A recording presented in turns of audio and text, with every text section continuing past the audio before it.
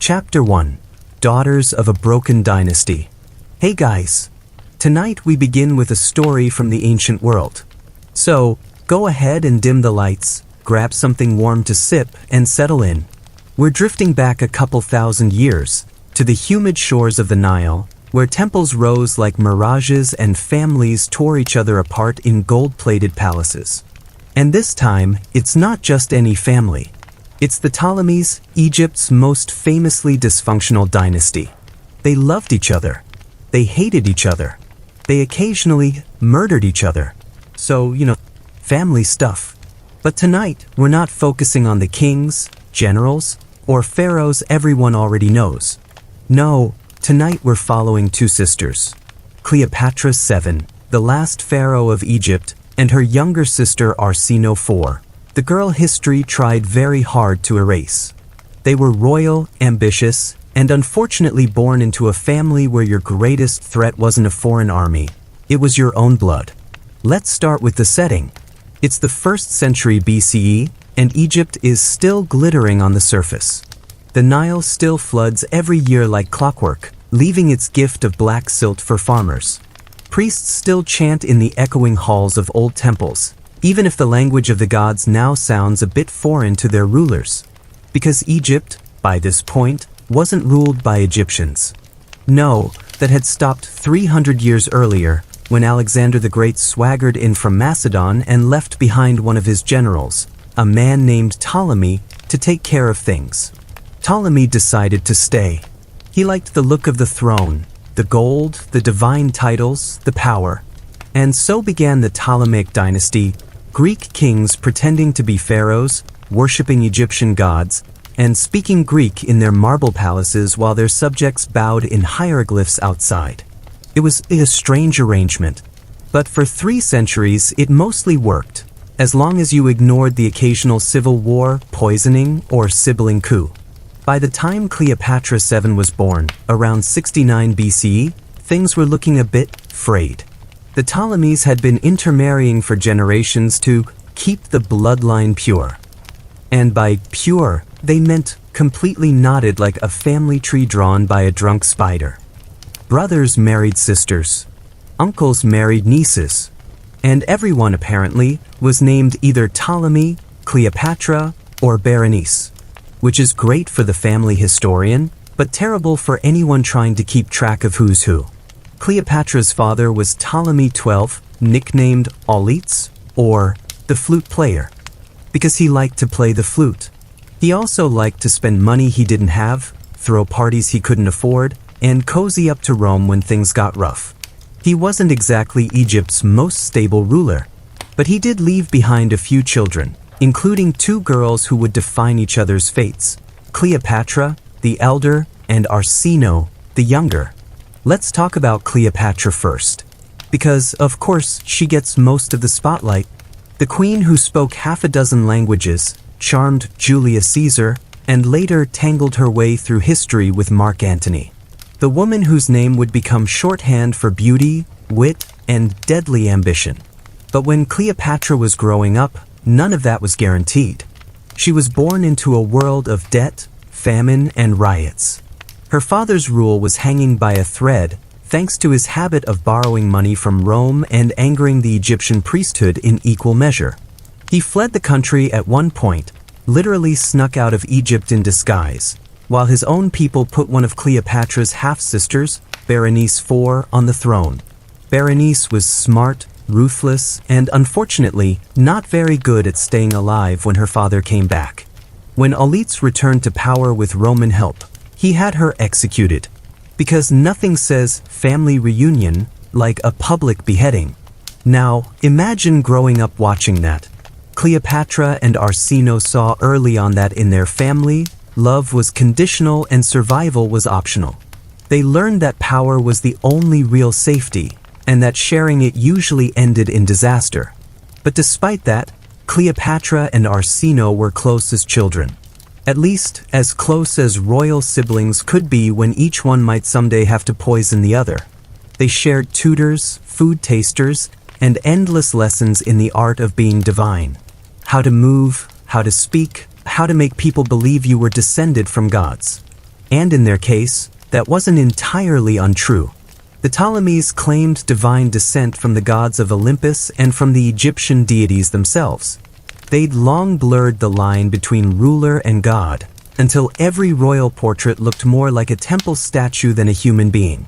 So, for Cleopatra and Arsinoe, childhood was a gilded cage filled with ceremonial duties, court intrigue, and the faint smell of myrrh and paranoia.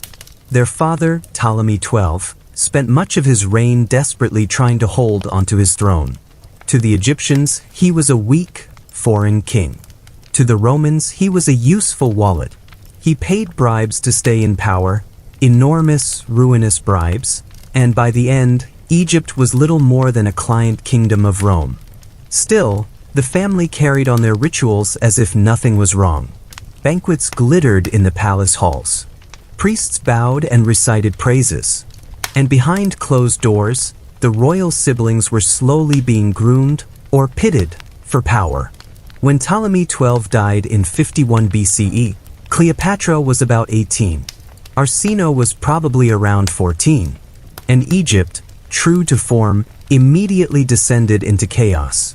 Cleopatra was crowned co-ruler with her younger brother, Ptolemy XIII, because apparently the Ptolemies couldn't imagine ruling alone. And of course, they were also married, which was fine if you were a Ptolemy. Keeping the throne in the family sometimes meant keeping everything in the family. Cleopatra tried to assert herself as the senior ruler. She dropped her brother's name from official documents and had her face stamped on coins. She wanted to rule as pharaoh in her own right, a woman taking charge in a male-dominated world. But the court officials and her brother's advisors didn't love that idea. They rallied behind young Ptolemy XIII, and soon enough, Cleopatra found herself exiled from her own palace. She fled to Syria, regrouped, and started building an army. Because when your teenage brother and his advisors kick you out, the logical thing to do is hire mercenaries and plan a comeback. And this is where things start to tangle for Arsinoe. She was still a teenager, caught between the two factions. Too young to rule outright, but old enough to be dangerous. While Cleopatra camped with her mercenaries on the eastern border, Arsinoe remained in Alexandria, surrounded by plots, whispers, and men with more ambition than loyalty. Then Julius Caesar arrived. Yes, that Julius Caesar. The Roman general who had just chased his rival Pompey into Egypt. Pompey, by the way, had arrived in Alexandria hoping for refuge. But in a move that perfectly captures the Ptolemaic understanding of diplomacy, the Egyptians murdered him on the beach and presented his head to Caesar as a gift. Caesar was not amused. He'd hoped to capture Pompey, not collect him in pieces. Still, since he was already there, he decided to mediate between Cleopatra and her brother, which is Roman for, insert myself into your civil war and take over your country. Cleopatra famously smuggled herself into Caesar's presence, probably rolled up in a carpet or something equally theatrical. Caesar, being Caesar, was immediately taken with her charm, intelligence, and strategic mind. They formed an alliance, personal and political, and together, they began pushing Ptolemy XIII out of power. Meanwhile, Arsinoe saw which way the wind was blowing. She slipped out of Alexandria and joined the Egyptian army that was preparing to fight Caesar. At this point, Arsinoe became something remarkable. A teenage girl commanding rebel troops against the most powerful man in the Roman world. She was declared queen by the Egyptian army, replacing her brother as figurehead of the resistance. And honestly, she almost pulled it off. The siege of Alexandria dragged on for months. Caesar's troops were trapped in the city, cut off from supplies. Arsinoe, despite her youth, proved an effective leader, or at least a useful symbol. Her generals fought fiercely, and for a time, it looked like the Romans might be forced to retreat. But Caesar was stubborn. He called for reinforcements from Syria, burned part of the Alexandrian harbor to block enemy ships, and eventually broke the siege. Ptolemy XIII drowned in the Nile trying to escape, and Arsinoe was captured. She was brought before Caesar in chains. a teenager who had stood against the most feared man of her time. And for reasons that have puzzled historians ever since, Caesar didn't have her killed. Maybe he admired her courage. Maybe Cleopatra asked him to spare her sister. Or maybe he just wasn't in the mood for another execution that week. Whatever the reason, Arsinoe was paraded through Rome during Caesar's triumph, chained, humiliated, and forced to march behind his chariot as the crowd roared. It was one of the last times the world saw her free. After the triumph, Caesar sent Arsinoe to live in exile at the Temple of Artemis in Ephesus. It was technically an act of mercy. She was given sanctuary, a small household, and a kind of quiet captivity. Far from Egypt, far from power, far from her sister's shadow. Cleopatra, meanwhile, was back in Alexandria, ruling beside Caesar's statue and later bearing his child. She had won. And for Arsinoe, that meant she had to stay invisible. Because in the Ptolemaic world, there was no such thing as a harmless royal exile. Every living sibling was a potential claimant, a spark waiting to reignite rebellion. And that's where we'll pause tonight, with Arsinoe alive, but trapped in the ghostly half-life of exile, and Cleopatra rising higher than ever before. Two sisters divided by ambition and survival, orbiting the same tragic dynasty. In the next chapter, we'll drift deeper into the final act of their story, where Cleopatra's power peaks, and Arsinoe learns just how long her sister's reach could be. So, go ahead and rest your eyes. We'll pick up next time, in the fading glow of Egypt's last queen. Chapter 2, The Exiled Sister. After being paraded through Rome and installed in the Temple of Artemis at Ephesus, Arsinoe IV settled into a kind of forced quiet. She was technically under sanctuary, protected by sacred law, and surrounded by attendants who were sworn to keep her safe. Which, in Ptolemaic terms, is a little like locking a wild cat in a gilded cage and telling it not to scratch anyone. Arsinoe was still very young, barely in her late teens. Her hair, once bound by the usual royal bands, fell in loose waves. She had learned discipline from tutors and generals alike, but none of that helped with the strange, slow-moving ache of exile. She could see Rome in the distance. Not literally, but figuratively. Every time she thought of Alexandria, she imagined Cleopatra's face carved in stone, smiling at her victory, mocking her from across the sea. Cleopatra, of course, was at her peak. With Caesar gone, eventually returning to Rome, where he would meet his end, she consolidated power in Egypt. She had secured the loyalty of the army, the priests, and even the populace, who had grown used to seeing her image stamped on coins, on statues, in every public building. She had mastered the art of seeming both terrifying and charming at once, the duality that would make her legend. Meanwhile, Arsinoe existed in a curious limbo. She was officially safe, officially powerless, and yet still a threat, or at least, still a symbol. And symbols, in the Ptolemaic world, were dangerous. Over the next few years, Arsinoe lived a life of quiet observation. She spent long hours in the temple gardens, walking along colonnades, watching the light shift across marble floors. She played with the temple cats, read scrolls from the sanctuary library, and occasionally entertained small rumors of escape or revolt. Nothing really happened. And in a way, that was the tragedy. She had survived the biggest storm, only to be trapped in a slow, invisible kind of death. Cleopatra, for her part, was pragmatic. She knew that her sister's presence in Ephesus could be dangerous if Arsinoe ever tried to return. So she maintained a steady stream of diplomacy, bribing officials, paying attention to Roman politics, and generally keeping an eye on her exiled sibling from afar. But the Romans, as usual, were both inconvenient and opportunistic. The Senate and local governors occasionally suggested moving Arsinoe or even executing her, but Cleopatra had cultivated enough influence that such suggestions were quietly ignored. Arsinoe's life was preserved, more or less, but in a way that made her feel like a ghost in her own story. She could have tried to rally support. There were always discontented factions, always soldiers nostalgic for her claim to the throne. But the reality was that Cleopatra had allies everywhere. Generals, priests, merchants, and even Roman envoys who preferred her reign because she was predictable, pliable, and charismatic in her subtle way. Arsinoe's potential rebellion was always doomed before it could start. Years passed.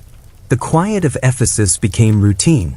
The priests treated her with the proper respect, but respect is not freedom. She was allowed to speak, to walk, to perform daily rituals, but she could not leave. She could petition, beg, or pray, but the temple walls were unyielding.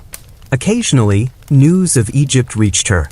Letters from merchants, travelers, and occasionally spies told her that Cleopatra's grip on the throne remained firm.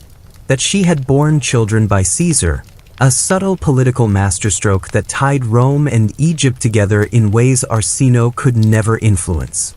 That her co-rulers and generals were loyal, her enemies neutralized. It was a cruel irony. Arsinoe, once a girl commanding armies, now had less power than a temple cat. She had been on the brink of ruling an empire and was now reduced to ornamental confinement. And yet, the Ptolemaic dynasty had a long memory for threats. Cleopatra, never one to leave a loose end, understood that Arsinoe's mere existence was a risk. It wasn't urgent, not yet, but it was something to be noted. Rome, too, had a subtle interest in the matter. A living rival princess could always be a tool, a threat, or a bargaining chip in the volatile politics of the Eastern Mediterranean. By the mid-40s BCE, Arsinoe had become a kind of shadow figure in the ancient world. She moved silently through the temple, spoke softly to priests, and waited. Waiting, of course, is not a particularly satisfying pastime for someone who had been trained in strategy, command, and intrigue. And then the unexpected happened. Cleopatra, still politically astute, realized that her position would be strongest not by keeping Arsinoe alive, but by eliminating any chance of her return. She negotiated, subtly pressured, and communicated with Roman allies. The plan was simple: remove the symbol before it could become a rallying point. In 41 BCE, some years after Caesar's death, Arsinoe was invited under the pretense of a political ceremony, supposedly safe, protected by Roman law, and under the guidance of trusted Roman officials. She was brought to a location where her guards, priests, and political escorts were all present. And then, quietly, decisively, her life ended. It's a stark contrast to her teenage audacity. The girl who had marched troops against Caesar, the girl who had nearly reclaimed Egypt through sheer force of will, was gone. Not in battle, not in a spectacular coup, but in a slow, politically orchestrated removal. History would remember her mostly as a footnote, a sibling eclipsed by Cleopatra's fame. Cleopatra, meanwhile, remained unchallenged in Alexandria. She ruled with careful calculation, maintaining the loyalty of her generals and citizens while managing her complex relationship with Rome. Her children, her alliances, and her charisma ensured that her dynasty, at least on paper, seemed stable. In reality, of course, stability in the Ptolemaic world was always a temporary illusion. Yet even with Arsinoe removed, the echoes of sibling rivalry lingered. Egyptian courtiers whispered about past betrayals, Roman officials noted the ruthless pragmatism of Cleopatra's rule, and travelers wrote of the queen whose charm was matched by her capacity for calculated cruelty. Arsinoe's absence became part of the story, a reminder that in this dynasty, survival often meant outliving those who threatened your throne. Cleopatra's final years in power would be defined by diplomacy, romance, and careful calculation. She continued to navigate the treacherous currents of Roman politics, eventually aligning with Mark Antony, another powerful figure whose ambitions would intertwine with hers in ways both personal and political. But the shadow of family betrayal, the lessons learned from her father, brother, and sister, remained a subtle undertone in her reign. For Arsinoe, exile and death became her legacy. A cautionary tale of youthful ambition and the fragility of power in a family obsessed with itself. For Cleopatra, her sister's removal was simply another step in consolidating absolute authority. It was practical, strategic, and typical of the Ptolemaic approach. Ruthless, quietly effective, and always informed by the stark realities of survival. And so, as Egypt moved through the last decades of its Ptolemaic period, the story of these two sisters remained intertwined. One ruled and was remembered, her name etched in history and legend. The other existed on the margins, a reminder of what might have been, and of the dark, subtle currents of familial ambition that shaped the dynasty from within. By the time Cleopatra's reign reached its final, fateful years, the memory of Arsinoe lingered quietly in the background. It was a whisper of potential lost, of sibling rivalry resolved not by open conflict but by silent removal. And for anyone watching history unfold in the slow, patient way the Nile flows, it was just another example of how in royal families, power and blood are rarely separate, and loyalty is often measured in survival. Chapter 3: Cleopatra's Consolidation and Roman Entanglements.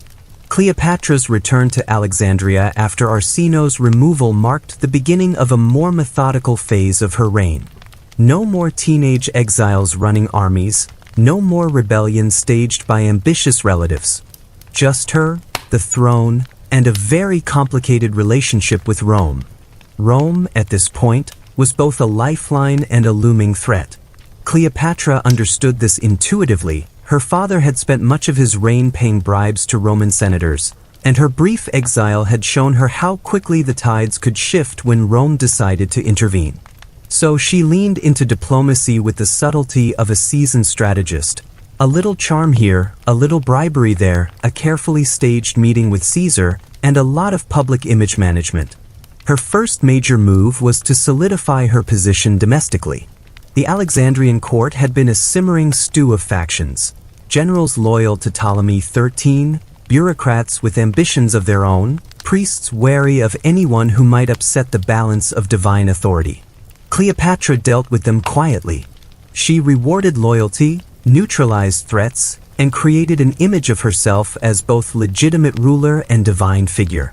Coins bore her face, temples held ceremonies in her honor, and even foreign merchants learned to address her with appropriate reverence. But while Cleopatra focused on internal consolidation, Rome loomed larger than ever. Caesar had been assassinated in 44 BCE, leaving a power vacuum and a swirl of uncertainty in the Mediterranean world. Mark Antony, Octavian, and Lepidus were beginning to shape the Second Triumvirate, carving territories and influence between them. Cleopatra, ever perceptive, realized that Egypt's survival depended on aligning with the right Roman power at the right time. And so, she began her relationship with Mark Antony. Not immediately, not casually. It started as political correspondence, an exchange of envoys, and a subtle assertion of influence over Rome's eastern provinces. But Cleopatra understood the potential of personal alliances. She knew that charm, intelligence, and presence could be as potent as armies. Sometimes more so because armies are expensive, require feeding, and occasionally mutiny. Her meeting with Antony in Tarsus is famous for its theatricality. She arrived in a gilded barge, dressed in the regalia of a goddess, her entourage carefully arranged to signal both wealth and authority. Antony, who had been managing campaigns in the east, was reportedly captivated, or at least impressed enough to negotiate seriously with Egypt rather than treating it as a minor client state. This alliance reshaped the Ptolemaic dynasty's position. Cleopatra's children with Caesar and later Antony would serve as potential heirs, symbols of combined Roman-Egyptian authority, and reminders that Cleopatra's rule was legitimate and resilient. She managed to weave her family's internal history, including the exile of Arsinoe, the death of Ptolemy XIII, and the survival of the Ptolemaic line, into a broader narrative that strengthened her claim rather than undermined it. Despite her outward confidence, Cleopatra's reign was still precarious. Egypt's economy was vulnerable, reliant on Nile floods and agricultural yields that sometimes failed. Her court remained a tangle of ambitious nobles and foreign agents. And Rome, though an ally, was notoriously fickle. A single political shift could undo decades of careful maneuvering, leaving her once again at the mercy of forces far beyond Alexandria. Cleopatra's domestic policy reflected a blend of practicality and image management. She undertook public works, funded temples, and promoted religious ceremonies that reinforced her divine status. She allowed scholars and physicians to flourish, creating an atmosphere of intellectual prestige. And she maintained strict control over the court's gossip, rumors, and factional disputes, not through brute force alone, but through subtle intimidation and strategic rewards. Her relationship with Rome also required constant negotiation. Antony, though powerful, was ambitious and sometimes reckless. Octavian, later Augustus, was patient, calculating, and not easily swayed by charm alone. Cleopatra navigated these personalities with the same combination of intelligence, performance, and calculated risk that had allowed her to survive childhood intrigues and her sister's rivalry. And yet, the memory of Arsinoe lingered. It served as a quiet, almost invisible warning. No rival, no matter how distant, could be ignored entirely. Cleopatra's treatment of potential claimants, including distant relatives and rebellious nobles, was informed by these lessons. She maintained her rule not only by displaying power, but by eliminating symbolic threats before they could gain momentum. Her image was meticulously curated. Statues, coins, and temple reliefs depicted her as both Egyptian goddess and Greek monarch. Her hairstyle, clothing, and public appearances were carefully orchestrated to project authority, beauty, and divine sanction. Even letters to Rome were infused with a sense of both intellect and subtle dominance, reminding allies and rivals alike that she was a sovereign to be respected.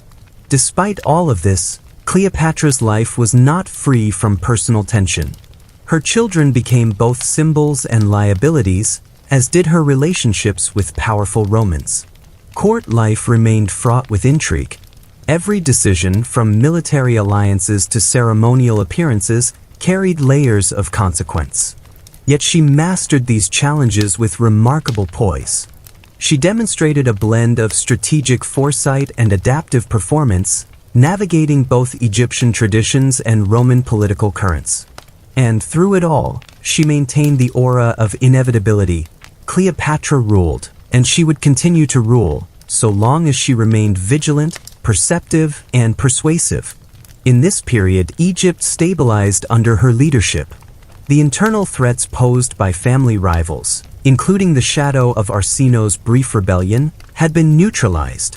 Foreign threats were managed through alliances, carefully timed diplomacy, and occasionally subtle intimidation.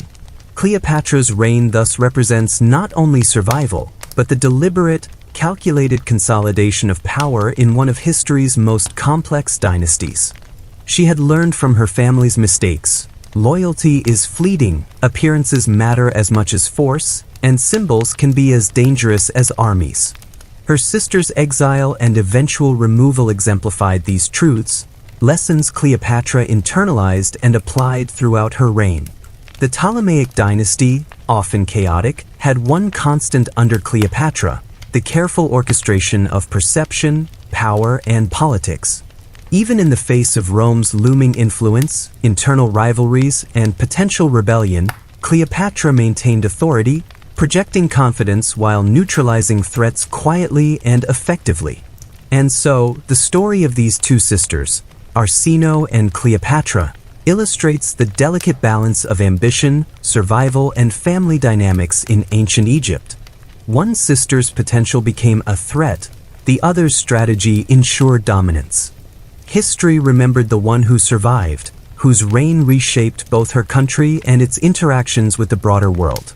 The other became a quiet footnote, her presence erased not through dramatic battles, but through exile, confinement, and careful political calculation. Chapter 4: Cleopatra, Antony, and the Twilight of the Ptolemies. By the mid-30s BCE, Cleopatra's reign had settled into a rhythm. She ruled Egypt with quiet efficiency, her image carefully managed, her alliances with Rome carefully maintained.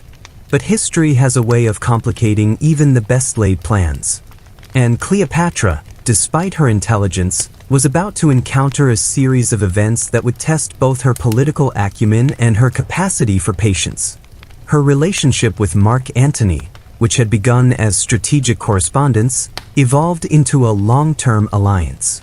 It was political, yes, but also personal, and Cleopatra was nothing if not pragmatic. She understood that Antony's military power, influence in Rome, and ambitions in the Eastern Mediterranean could serve as both shield and sword for her dynasty. And Antony, for his part, was drawn into Cleopatra's orbit, fascinated by her charm, intellect, and apparent divine presence. Their union produced children, securing both dynastic continuity and political leverage.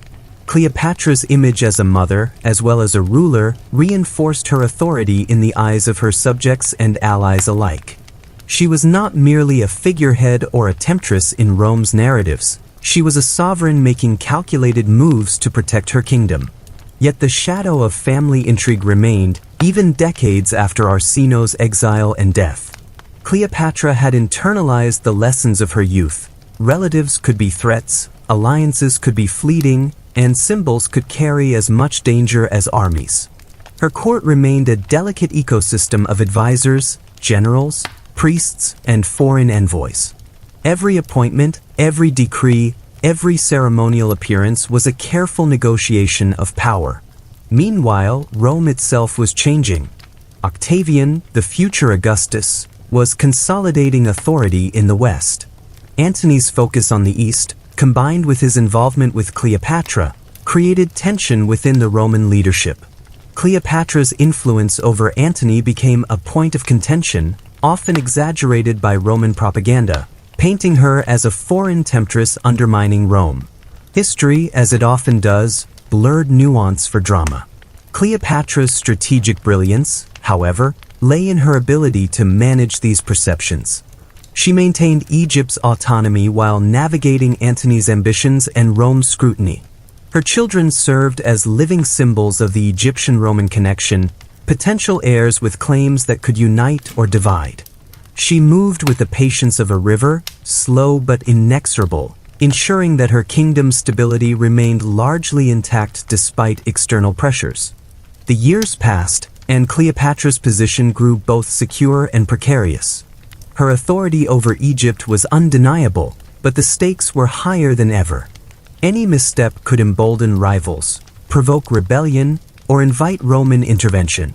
Yet she continued to rule with a careful balance of spectacle, diplomacy, and administrative control.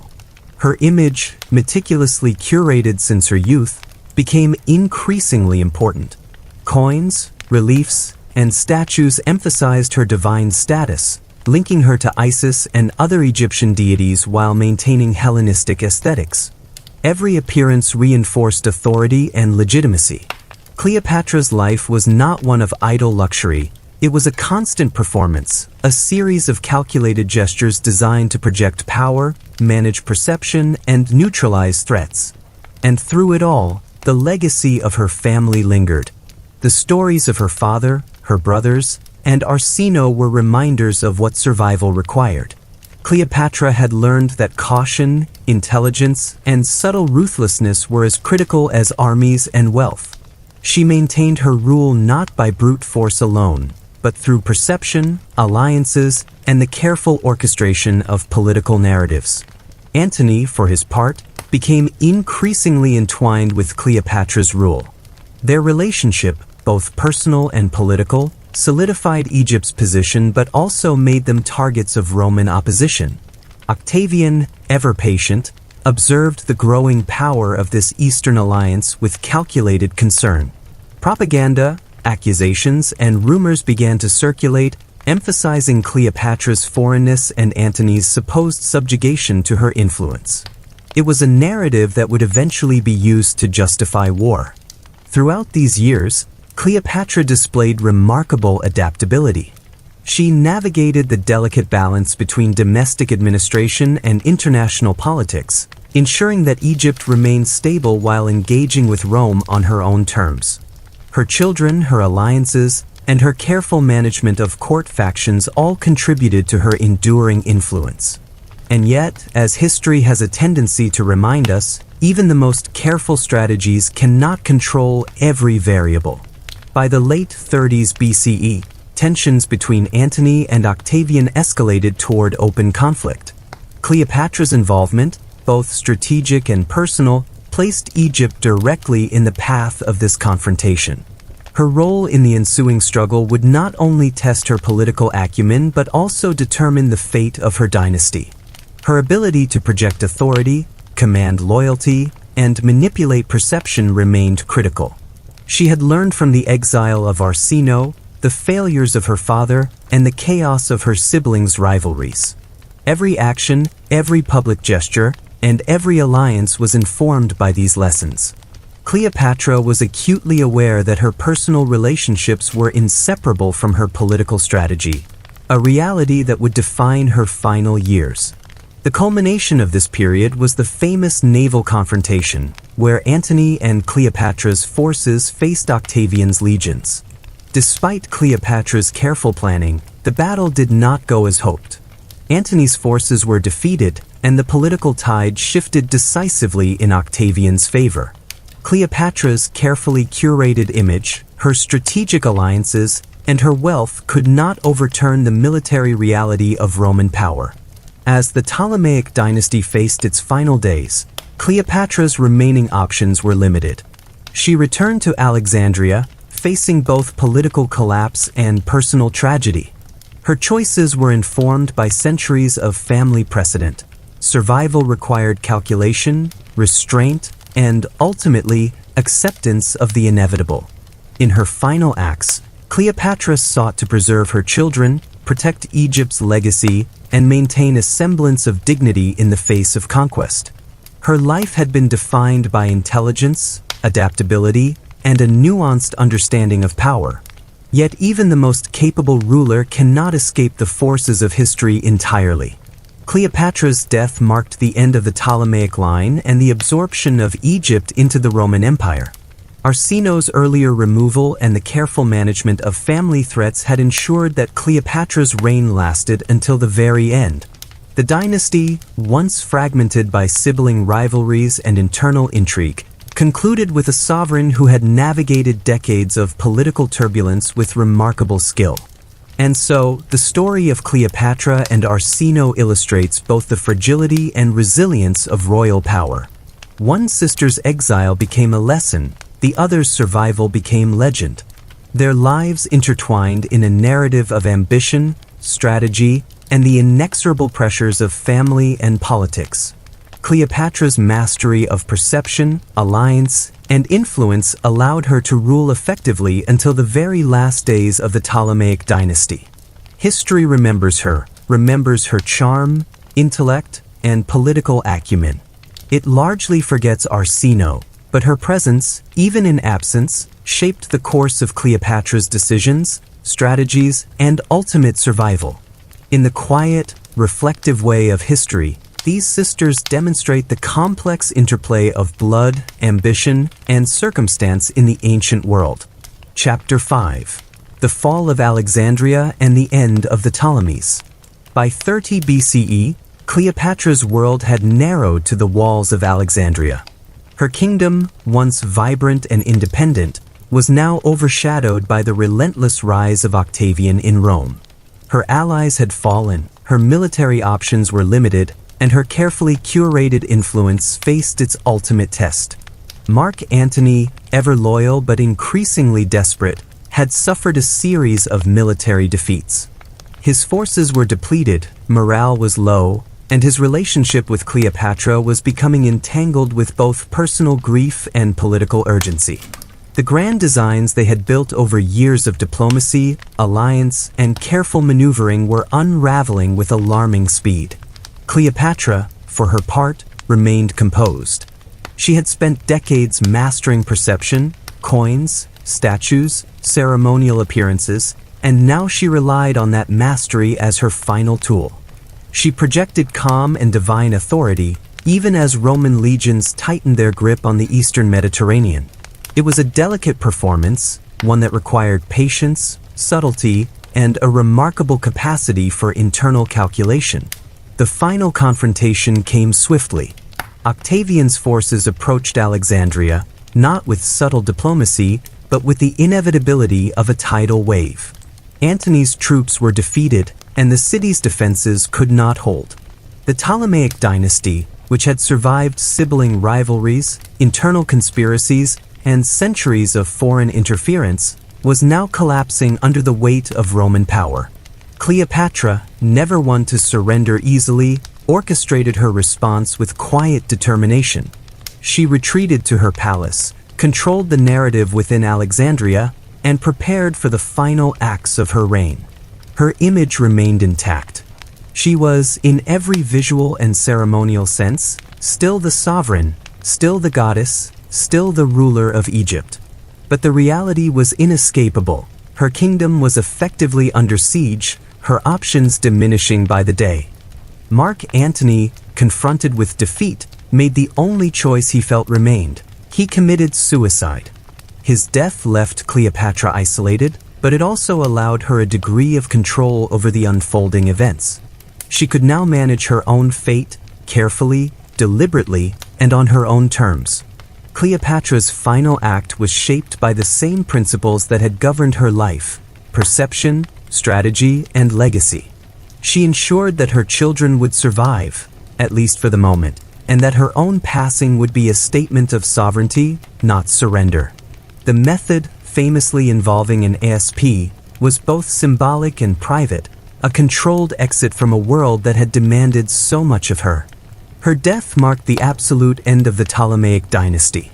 The last pharaoh of Egypt, who had navigated sibling rivalries, foreign alliances, and decades of political turbulence, was gone. Egypt, once a proud and independent kingdom under the Ptolemies, became a province of the Roman Empire. The dynastic intrigues, the exiles, the conspiracies, all concluded with a quiet, inescapable finality. And yet, the shadows of her family lingered.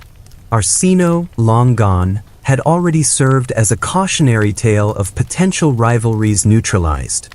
Her exile and removal had shaped Cleopatra's approach to power throughout her life, reinforcing the necessity of preemptive action, strategic alliances, and careful management of perception.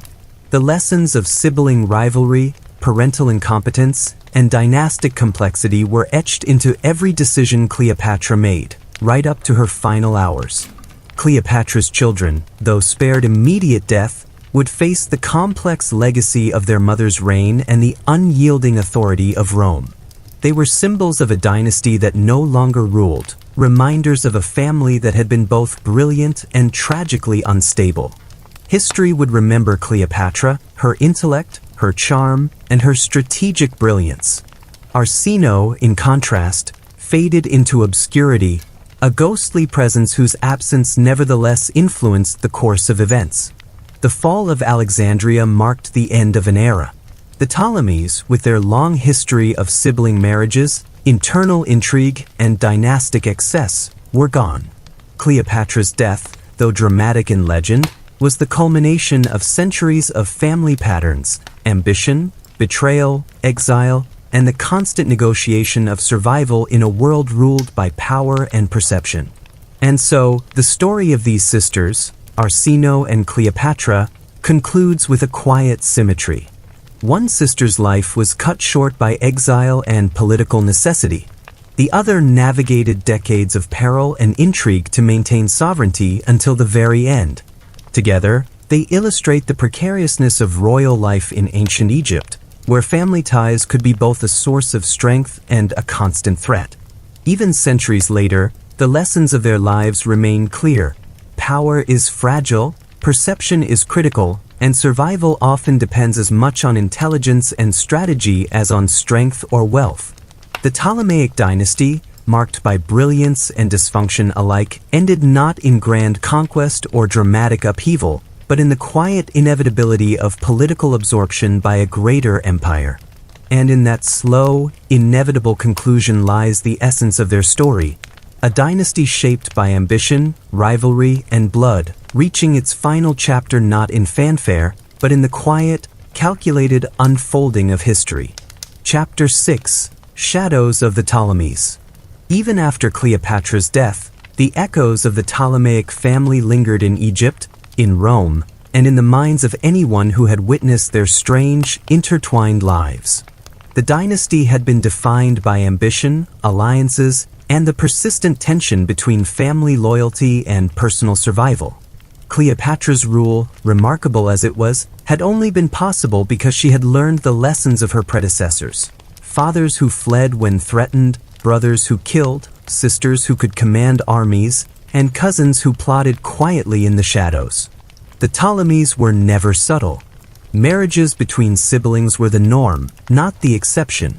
This was intended to keep the throne within the family, a strategy that occasionally worked, but more often created a tangled web of rivalry and resentment.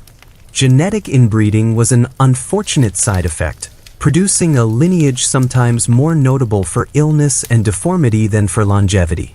And yet, the Ptolemies persisted, each generation believing it could outwit history, outmaneuver rivals, and survive the deadly dance of familial politics. Cleopatra's father, Ptolemy XII, had set the stage with his mismanagement, reliance on Rome, and reckless spending.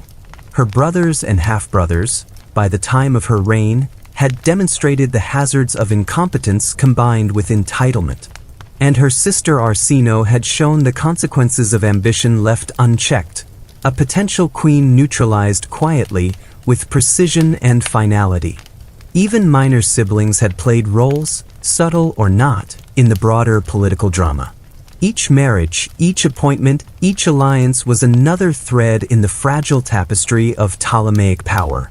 The family court was a place where loyalty was conditional, trust was suspect, and survival required constant vigilance. Cleopatra had internalized these rules thoroughly, applying them not with reckless violence, but with careful calculation and controlled influence. One of the more curious aspects of this dynasty was how quickly fortunes could change. A single shift in allegiance, a sudden death, or an unwise marriage could erase years of planning. And yet, the Ptolemies continued to operate as if each generation could bend fate to its will. Cleopatra's reign demonstrates both the brilliance and the fragility of this approach. After her death, Egypt was absorbed into the Roman Empire, but the influence of her family persisted, at least symbolically. The remaining children of Cleopatra, though largely removed from power, carried with them the legacy of a dynasty defined by both genius and dysfunction. Their existence was a reminder that even the most meticulously planned succession could not escape the larger currents of history. In Alexandria, the palace halls that once echoed with the whispers of plotting siblings, with Arsinoe's commands, and with Cleopatra's carefully measured words, fell silent. Temples continued to operate, merchants continued their trade, and the Nile continued its annual flooding, indifferent to the dramas of human ambition. But the ghost of the Ptolemies remained in the city's architecture, in the coinage, and in the lingering memory of rulers who had simultaneously fascinated and terrified both subjects and foreigners. Historians often note the tragic elements of Ptolemaic life: short lives, early deaths, political purges, and relentless intrigue. But there is also a quieter observation. This family, for centuries, had managed to survive in a world where survival was never guaranteed. They had navigated internal rebellion, foreign conquest, and the unending pressures of maintaining divine authority. The dynasty ended not because they lacked skill, but because the tides of empire, Rome in this case, could not be fully resisted by any single family, however clever. Even the minor figures, those cousins, half-siblings, and minor children, were shaped by the family's internal logic. Their lives were defined by what they could inherit, whom they could trust, and how visible they should be in public. Obscurity often equaled survival. Prominence often equaled danger. This was the Ptolemaic paradox. Power was simultaneously essential and perilous. Arsinoe's memory, though largely erased from public narrative, persisted in subtle ways. Her brief rebellion, her audacity, and her ultimate removal became lessons in both family strategy and the dangers of visibility. Cleopatra, undoubtedly, never forgot these lessons. They informed her choices, guided her alliances, and shaped her interactions with both Egyptians and Romans. The dynasty's obsession with bloodlines, divine legitimacy, and public image created a culture in which family could be a weapon as much as a support. Marriages were political maneuvers. Children were symbols of continuity and power. Every public act was a statement designed to consolidate authority, neutralize rivals, and shape perception. Even after the dynasty's political end, its cultural and symbolic imprint remained. The Ptolemies had transformed Egypt, blending Hellenistic and Egyptian traditions, fostering scholarship, and leaving architectural and artistic legacies that would be studied for centuries. They were, in many ways, the heirs of Alexander's vision, continuing a blending of cultures and ideologies long after the Macedonian conqueror was gone. Yet their story is not one of triumphant permanence.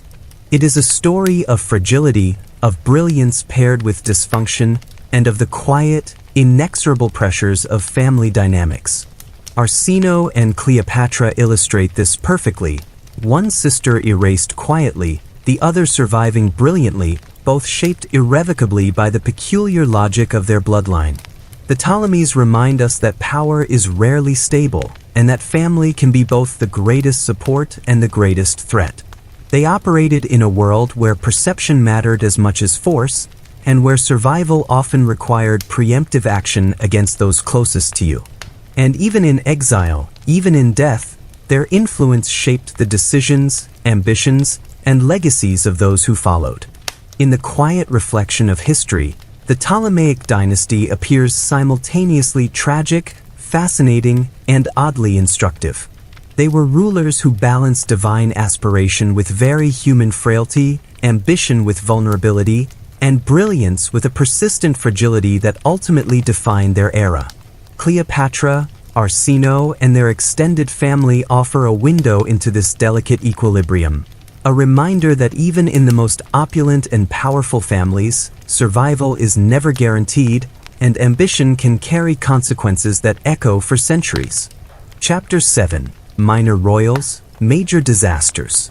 The Ptolemaic dynasty had a remarkable talent for producing minor royals whose lives were, for lack of a better term, quietly tragic. These were the brothers, sisters, cousins, and children who never quite reached the headlines but nonetheless experienced the peculiar pressures of royalty. Their existence demonstrates that in Egypt, under the Ptolemies, being part of the family could be more of a curse than a privilege. Take Ptolemy 14, for example, Cleopatra's younger brother and co-ruler for a brief period. He inherited nothing but a name and a throne largely symbolic. He was elevated, paraded, and required to perform rituals, but had little real authority. Cleopatra, ever the strategist, maintained control of the kingdom while allowing him the nominal trappings of power, an effective way to neutralize a potential rival without resorting to bloodshed. Unfortunately for him, history barely remembers him. He died young, likely poisoned, or at least conveniently removed from any challenge to his sister. A minor disaster by royal standards, but a dramatic reminder of how expendable family members could be in this dynasty. Then there were the children born of these politically motivated unions. The Ptolemies loved their children, of course, but they also treated them as political tools first and individuals second. Young princes and princesses were educated, groomed, and occasionally married to their siblings to maintain dynastic purity. But childhood illnesses, genetic complications, and the constant threat of internal plots meant that many did not survive to adulthood. Those who did were thrust into a world where every decision, every smile, and every word could carry political weight. One particularly melancholic figure was Arsinoe II, a namesake of Cleopatra's sister but of an earlier generation, whose life was defined by multiple marriages and dynastic scheming. She married her brother, her cousin, and navigated courts that demanded obedience, performance, and a certain pliability. Her story demonstrates a recurring Ptolemaic pattern: marriage as strategy, family as instrument, personal preference largely irrelevant. It was a model that would echo centuries later in Cleopatra's life and shape the decisions surrounding her siblings. Even minor siblings not directly in line for the throne faced intense scrutiny.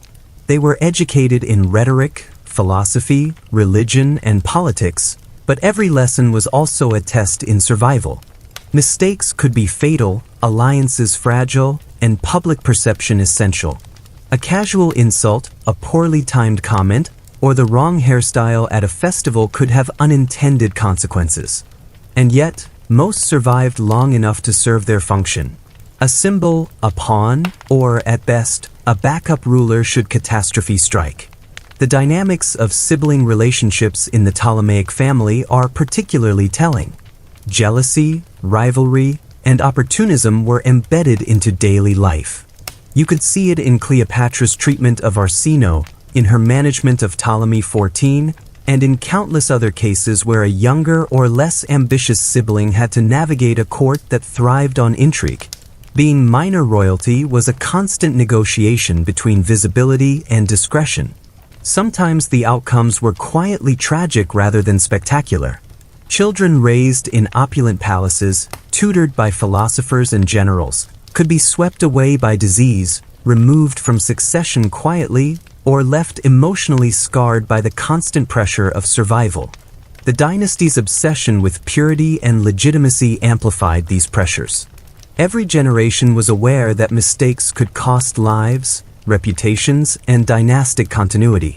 One particularly striking example was a child of Ptolemy VI, who inherited the trappings of royalty but was never allowed to wield real influence. They were taught strategy, diplomacy, and the subtle arts of court life, only to be sidelined when the next politically expedient marriage or alliance appeared. These minor royals were the silent casualties of the dynasty's obsession with survival. The dynasty's obsession with purity and legitimacy amplified these pressures. Every generation was aware that mistakes could cost lives, reputations, and dynastic continuity. One particularly striking example was a child of Ptolemy VI, who inherited the trappings of royalty but was never allowed to wield real influence. They were taught strategy, diplomacy, and the subtle arts of court life, only to be sidelined when the next politically expedient marriage or alliance appeared. These minor royals were the silent casualties of the dynasty's obsession with survival. They illustrate a broader theme. In the Ptolemaic family, talent, intelligence, or ambition did not guarantee security, only political utility did. Even outsiders noticed this pattern. Roman envoys, Egyptian priests, and foreign diplomats remarked on the unusual blend of brilliance, fragility, and occasional absurdity in the family's daily operations. They observed children being dressed, positioned, and instructed not only for education, but for symbolic presentation. Every gesture had meaning. Every appearance could signal power, weakness, or potential rebellion. By examining these minor royals, one sees a recurring rhythm. Ambition, visibility, and potential threat were always balanced against survival. The Ptolemies perfected the art of subtle neutralization. Exile, confinement, symbolic authority, or carefully managed marriages allowed them to maintain dynastic control while minimizing the risk posed by ambitious siblings or offspring. It was a quiet kind of cruelty, not dramatic, not violent in public, but pervasive and effective. And in this quiet, structured drama, one begins to understand why Arsinoe's exile and eventual death were so significant. Her fate became the template for managing minor threats within the family, neutralize without excessive spectacle, preserve appearances, and ensure that the reigning monarch's power remains unchallenged. Cleopatra internalized this principle, applying it throughout her reign with precision and often cold efficiency. The minor royals remind us that in the Ptolemaic world, survival was never guaranteed. Education, intelligence, charm, and beauty could protect you only temporarily. Visibility could make you a symbol or a threat. And family ties, no matter how intimate, were subject to the demands of power. In the quiet corridors of the palaces, away from history's focus on Cleopatra and the major dynastic battles, These minor royals lived lives defined by a slow tension, the need to perform, the necessity to survive, and the inevitability that someone else's ambition could dictate their fate. It was a slow, quiet tragedy, marked less by violence than by the inexorable pressures of status and bloodline. And yet, even these minor figures contributed to the dynasty's enduring fascination. Their lives, though largely forgotten, illuminate the complex web of relationships, strategies, and risks that characterize the Ptolemaic family. They remind us that royal power is not only the product of rulers' brilliance, but also of the careful management, and sometimes the quiet elimination of those around them. In the end, the Ptolemies were a dynasty built as much on subtle manipulation as on grand conquest. Cleopatra, Arsinoe, and the minor royals alike were actors in a slow, intricate dance of ambition, perception, and survival. Their stories, full of quiet tension and understated tragedy, offer a window into a world where family could be both your strongest support and your most persistent danger. Chapter 8: Tragic Children and Dynastic Miscalculations. The Ptolemaic dynasty had a peculiar talent for producing children whose lives were, to be honest, more complicated than necessary. They were born into privilege, yes, but that privilege came with the kind of stress that most people only read about in tragic novels. Education, tutors of tutors, ceremonial obligations, and the constant, subtle threat of being declared inconvenient or a rival. It was a lot to handle for anyone, let alone children barely able to walk. Infant mortality, even by ancient standards, was high in the Ptolemaic family. Some children fell ill from natural causes, others from the stress of inbreeding, and a few were quietly removed when their very existence threatened dynastic stability.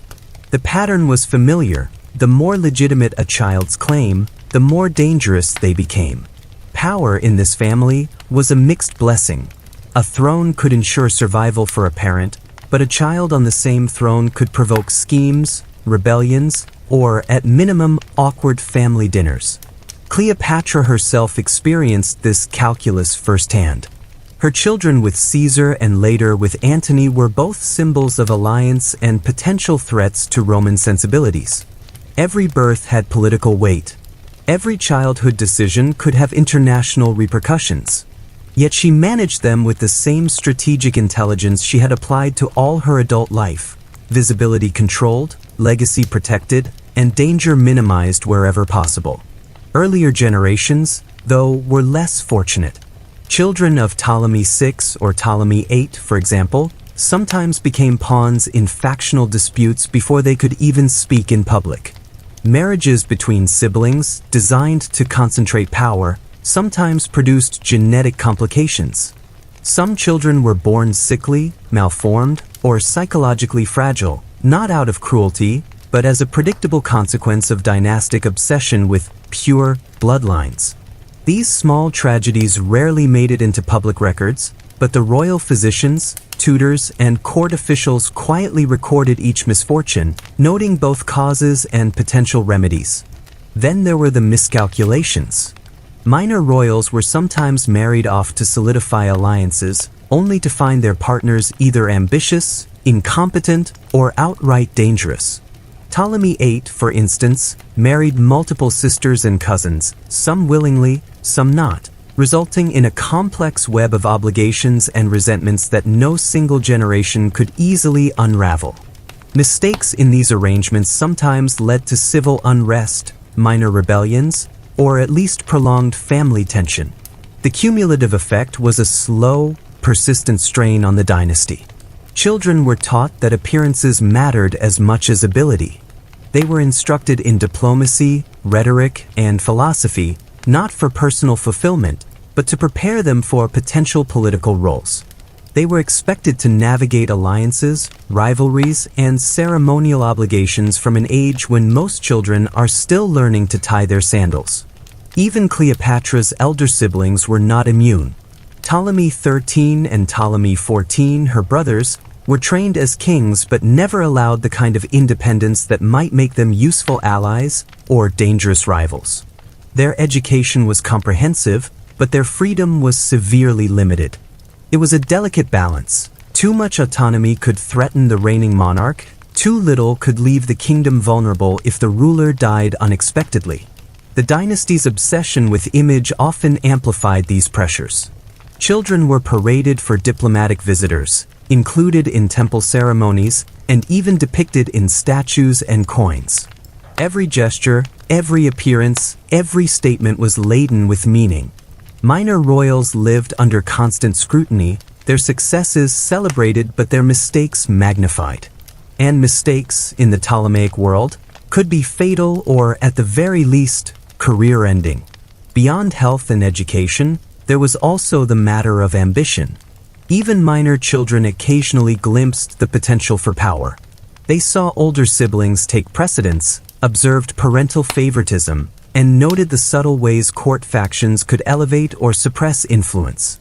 These insights could either make them savvy operators or set them up for quiet tragedy if misapplied. It was a delicate art of navigation. Speak when necessary, remain invisible when prudent, and never, ever underestimate the ambitions of family members. These lessons were internalized early, forming the next generation of rulers who would inherit not just wealth and status, but a legacy of intrigue, rivalry, and dynastic caution. Every child was a living reminder that survival in the Ptolemaic family required intelligence, restraint, and, occasionally, a willingness to be invisible. And yet, despite the tragedies, miscalculations, and persistent danger, the dynasty endured, for a time. Children who survived learned from the mistakes of elders. Minor royals absorbed the quiet lessons of exile, illness, and political purging. They understood that ambition needed to be tempered by patience, visibility needed careful control, and survival depended on a constant awareness of both family and foreign powers. Cleopatra's reign represents the culmination of these lessons.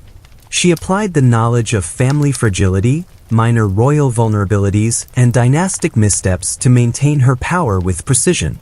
Her children were both shields and symbols, carefully positioned to secure alliances while minimizing risk. And through her strategic management, she delayed the inevitable collapse of the Ptolemaic dynasty until her own death, preserving her family's influence longer than anyone could have reasonably expected.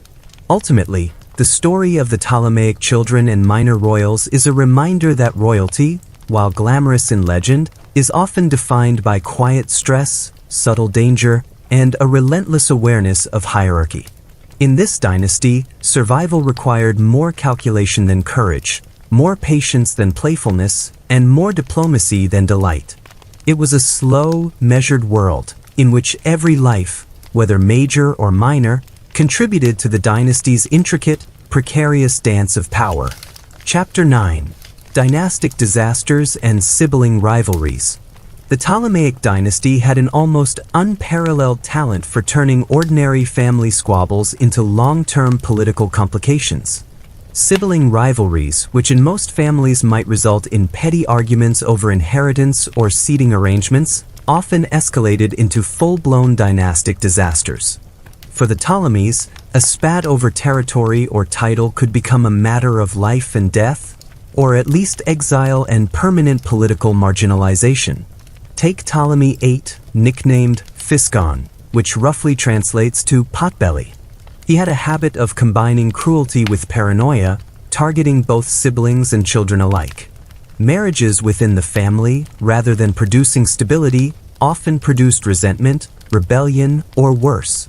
He exiled his sister wife Cleopatra too at one point and later reconciled, only to have more intrigue follow. Family dinners, by all accounts, must have been tense affairs, with side eyes and carefully calculated smiles dominating conversation. One can imagine that even a sneeze could be interpreted as a political gesture. And the Ptolemaic obsession with sibling marriage created a domino effect of complications. Children inherited not only claims to the throne but also the psychological weight of being products of repeated family unions. Some suffered physical complications, others developed fragile temperaments, and all were subject to the constant calculation of survival. Siblings were allies one day, rivals the next, and their loyalty was measured in small gestures: a nod, a public statement, or a temporary promotion. The Ptolemies perfected the art of cautious observation, a skill as vital as military strategy or diplomatic correspondence. Political purges were another recurring feature. Exile, forced marriages, and occasionally outright execution were the tools of dynastic management. Arsinoe's exile serves as a classic example, but she was far from the only family member to experience such a fate.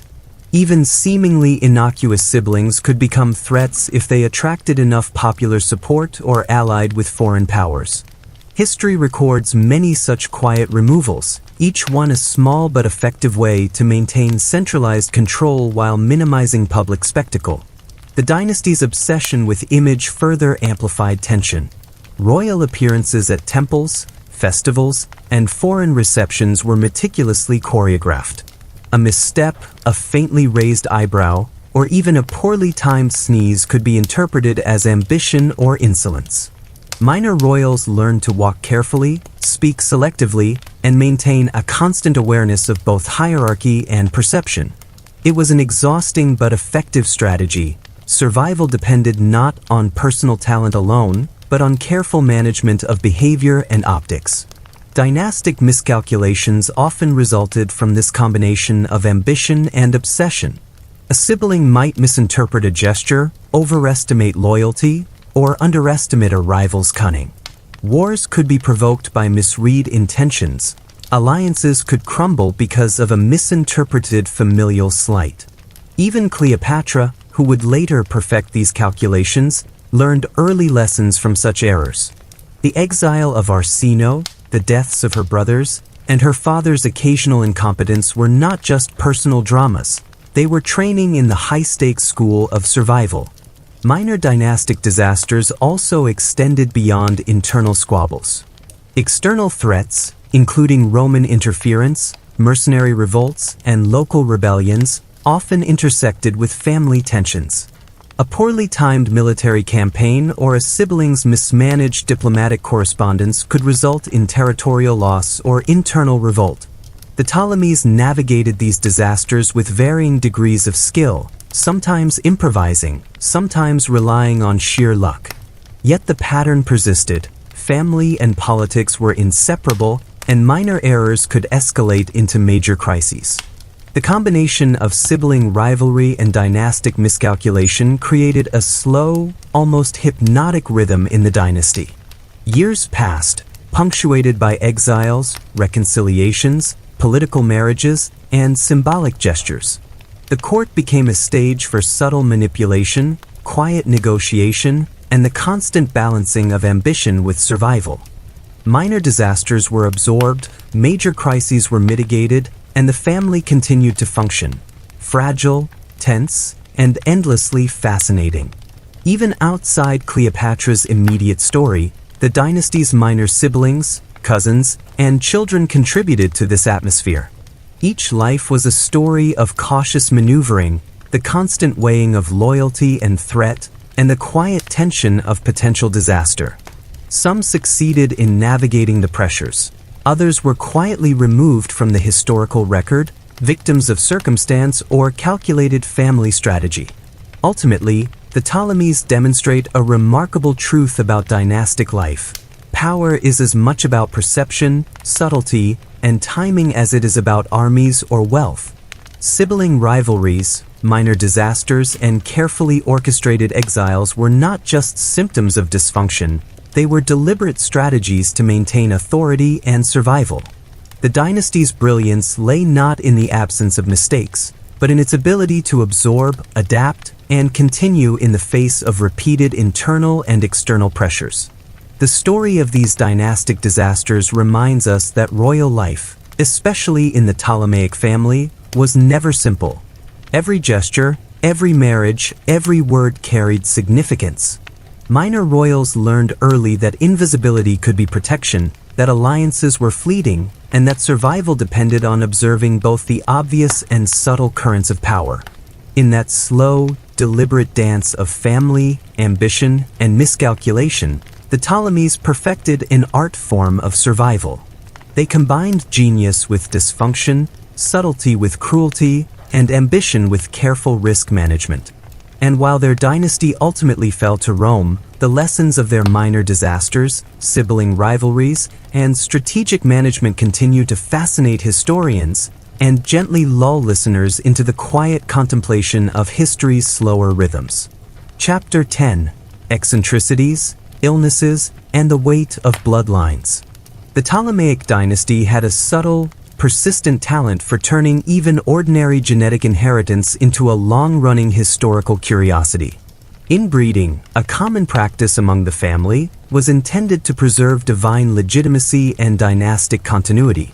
But unsurprisingly, it sometimes produced rather odd results.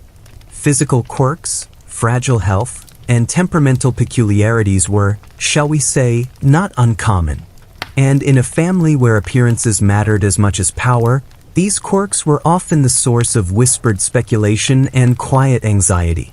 Take, for instance, the recurring facial features, prominent jawlines, slightly uneven eyes, and other subtle characteristics that marked generations of shared ancestry. Some historians note that certain Ptolemaic portraits exaggerate idealized features, smoothing over the reality of inbreeding. Coins and statues depicted flawless rulers, but behind closed doors, minor royals and even reigning monarchs sometimes contended with the literal consequences of familial closeness. Illness was another recurring concern.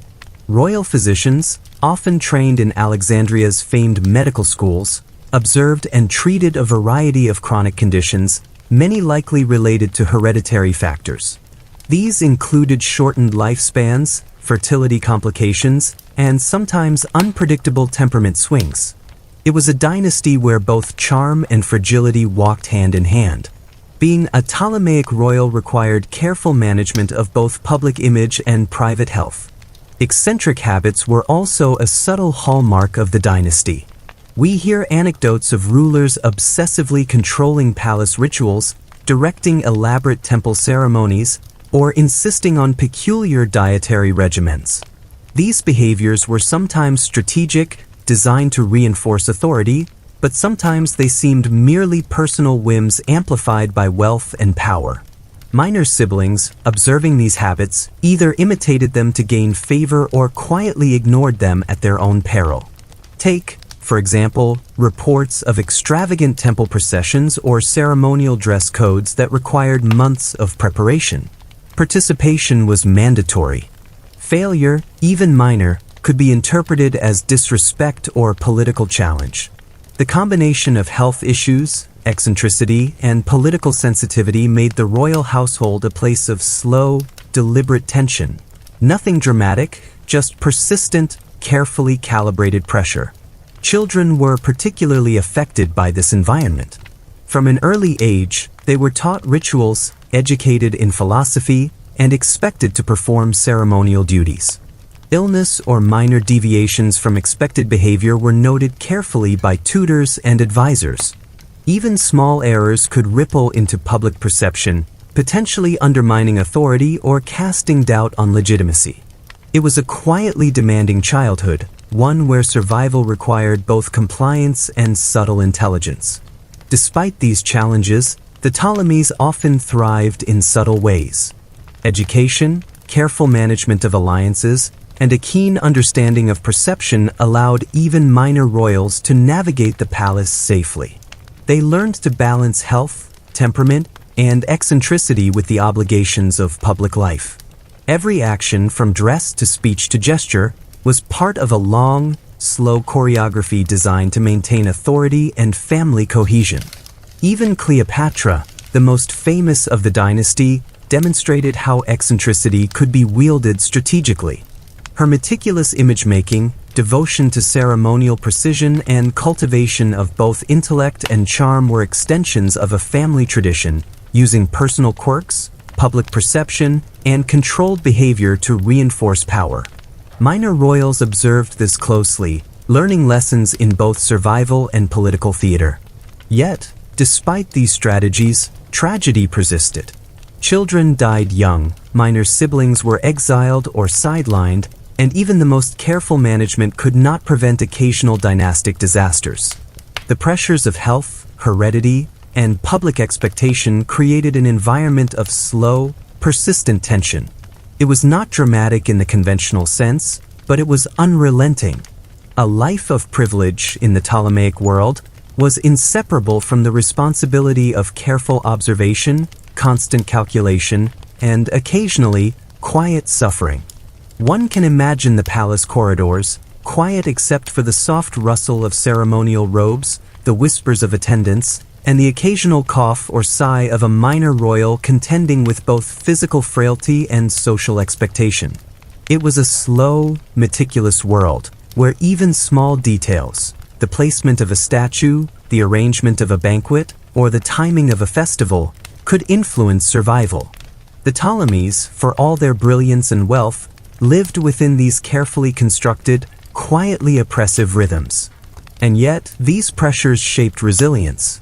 Children, minor siblings, and even queens like Cleopatra learned to navigate not only politics, but human frailty, their own and that of those around them. Intelligence, patience, and subtlety became as valuable as charm, beauty, or wealth. The dynasty endured, in part, because its members internalized these lessons and applied them, generation after generation, in the careful management of family, perception, and legacy. In the end, the Ptolemaic dynasty demonstrates the complex interplay of genetics, behavior, and political necessity. Minor quirks could become major symbols. Eccentricity could reinforce authority or undermine it. Illness could quietly shape the fate of a kingdom. And survival, as always, depended on a combination of intelligence, adaptability, and careful observation. Even centuries later, historians and casual observers alike remain fascinated by these slow, subtle dramas. The Ptolemies, through inbreeding, eccentricity, and carefully managed public personas, left a legacy that is as quietly tragic as it is remarkable. In their lives, one can see the delicate balance of blood, ambition, perception, and survival, a balance that defines not only their dynasty, but the slow rhythms of history itself. Chapter 11. Palace Intrigues and Quiet Manipulations. The Ptolemaic dynasty, as we have seen, was less a straightforward line of succession and more a carefully choreographed performance, played out in marble halls, sunlit courtyards, and shadowed corridors. Every family member, major or minor, had a role, sometimes a small, almost invisible one, and sometimes one that could tip the balance of the kingdom. And while much of history highlights Cleopatra or major battles, the quieter, slower dramas were equally defining. Palace intrigue was rarely dramatic in the sense of sudden violence or open rebellion. It was subtle, like shifting sands, a constant adjustment of perception and alliances. Minor royals observed and absorbed these subtleties from birth. A nod here, a ceremonial favor there, a carefully worded compliment. Each interaction could carry political weight. Sometimes a glance across a banquet hall could signal loyalty, suspicion, or even the potential for future trouble. One imagines children being quietly taught this as part of their education, the art of observation, the meaning of silence, and the careful placement of gestures. Even everyday routines became part of the dance of influence. Seating arrangements at feasts were meticulously planned. Religious ceremonies, which might seem purely ceremonial to an outsider, were exercises in hierarchy, visibility, and subtle messaging. A minor royal who misstepped could find themselves quietly excluded from influence, or worse, used as a pawn in a more ambitious sibling's plan. The palace, in effect, was a classroom for power, lessons in patience, perception, and the slow art of survival. This environment fostered both brilliance and paranoia. Family members learned to read each other, to anticipate moves, and to understand that loyalty was conditional. Even Cleopatra, renowned for her intelligence and charm, depended heavily on understanding these subtleties. Her management of Antony and Caesar, as well as her siblings and minor royals, required constant calibration of appearances and relationships. Minor disasters often arose from lapses in these quiet calculations. A forgotten obligation, a poorly timed comment, or an ill-advised display of frustration could ripple through the family and court. Sometimes the consequences were subtle: loss of influence, symbolic exclusion, or an awkward shift in ceremonial precedence. Other times, they were more significant: exile, forced marriage, or political marginalization. The dynasty thrived not in the absence of mistakes, but in its ability to absorb and redirect them. Even small quirks or eccentricities became tools for survival. A royal with a tendency toward a particular ritual might be perceived as pious or disciplined. Another might cultivate a personal charm that deflected suspicion. The interplay of personality and strategy was constant, shaping both the minor royals and the reigning monarchs alike. These subtle adjustments, maintained over decades, allowed the Ptolemies to survive far longer than might have seemed plausible given their precarious circumstances. Sibling rivalries remained a persistent feature. They were rarely explosive in a dramatic sense, but the tension was steady and enduring. Each generation witnessed carefully measured competition: who would marry whom, which sibling would appear alongside the monarch in public ceremonies, whose opinion would be solicited in council. Even minor favoritism or perceived neglect could produce quiet resentment, influencing decisions, alliances, and loyalties throughout the court. Beyond internal pressures, external observers, Roman envoys, visiting dignitaries, or Egyptian elites, contributed to the tension. Their reactions to royal appearances, gifts, or ceremonial displays could bolster or weaken authority. Minor royals often acted as intermediaries, their comportment affecting perceptions of competence, stability, and legitimacy. Being too visible could be dangerous. Being too obscure could invite suspicion. Every gesture was potentially consequential. In the quieter moments, away from ceremonies and political calculations, one can imagine minor royals reflecting on their peculiar position. Raised in opulent palaces, tutored by philosophers, and observed constantly by both family and court, they lived in a world where the lines between personal desire and duty were always blurred. Small acts of rebellion or independent thought had to be carefully weighed. Every smile, every word, every movement carried symbolic significance. These slow, measured pressures created a dynasty that was simultaneously brilliant and fragile. Minor royals were shaped by observation, by lessons in restraint, and by the ongoing negotiation of survival. They learned the rhythms of palace life, the subtle cues of influence, and the enduring need for patience and discretion. Their lives were marked not by dramatic upheaval but by persistent tension and the constant management of relationships, both within the family and with the outside world. Even Cleopatra's most celebrated accomplishments, her alliances, her strategic intelligence, her careful image-making, were extensions of these same patterns. She applied the lessons learned from siblings, minor royals, and dynastic miscalculations with precision, maintaining authority in an environment that could have easily swallowed her whole. Her brilliance lay not only in her public persona but in her deep understanding of the subtle mechanics of family, power, and perception. And so, the Ptolemaic dynasty, in all its eccentricity, inbreeding complications, minor tragedies, and slow-moving intrigues, remains a model of quiet, sustained complexity. Each minor royal, each subtle rivalry, and each carefully orchestrated gesture contributed to a dynasty that lasted centuries, leaving a legacy as much defined by strategy and observation as by conquest or wealth. The slow, subtle dance of survival continued quietly in the palace corridors, a testament to the enduring, if sometimes tragic, genius of the Ptolemies. Chapter 12. Ceremonial Absurdities and Familial Repetitions. The Ptolemaic dynasty, for all its strategic brilliance, had a fondness for ceremonial pageantry that sometimes bordered on the absurd.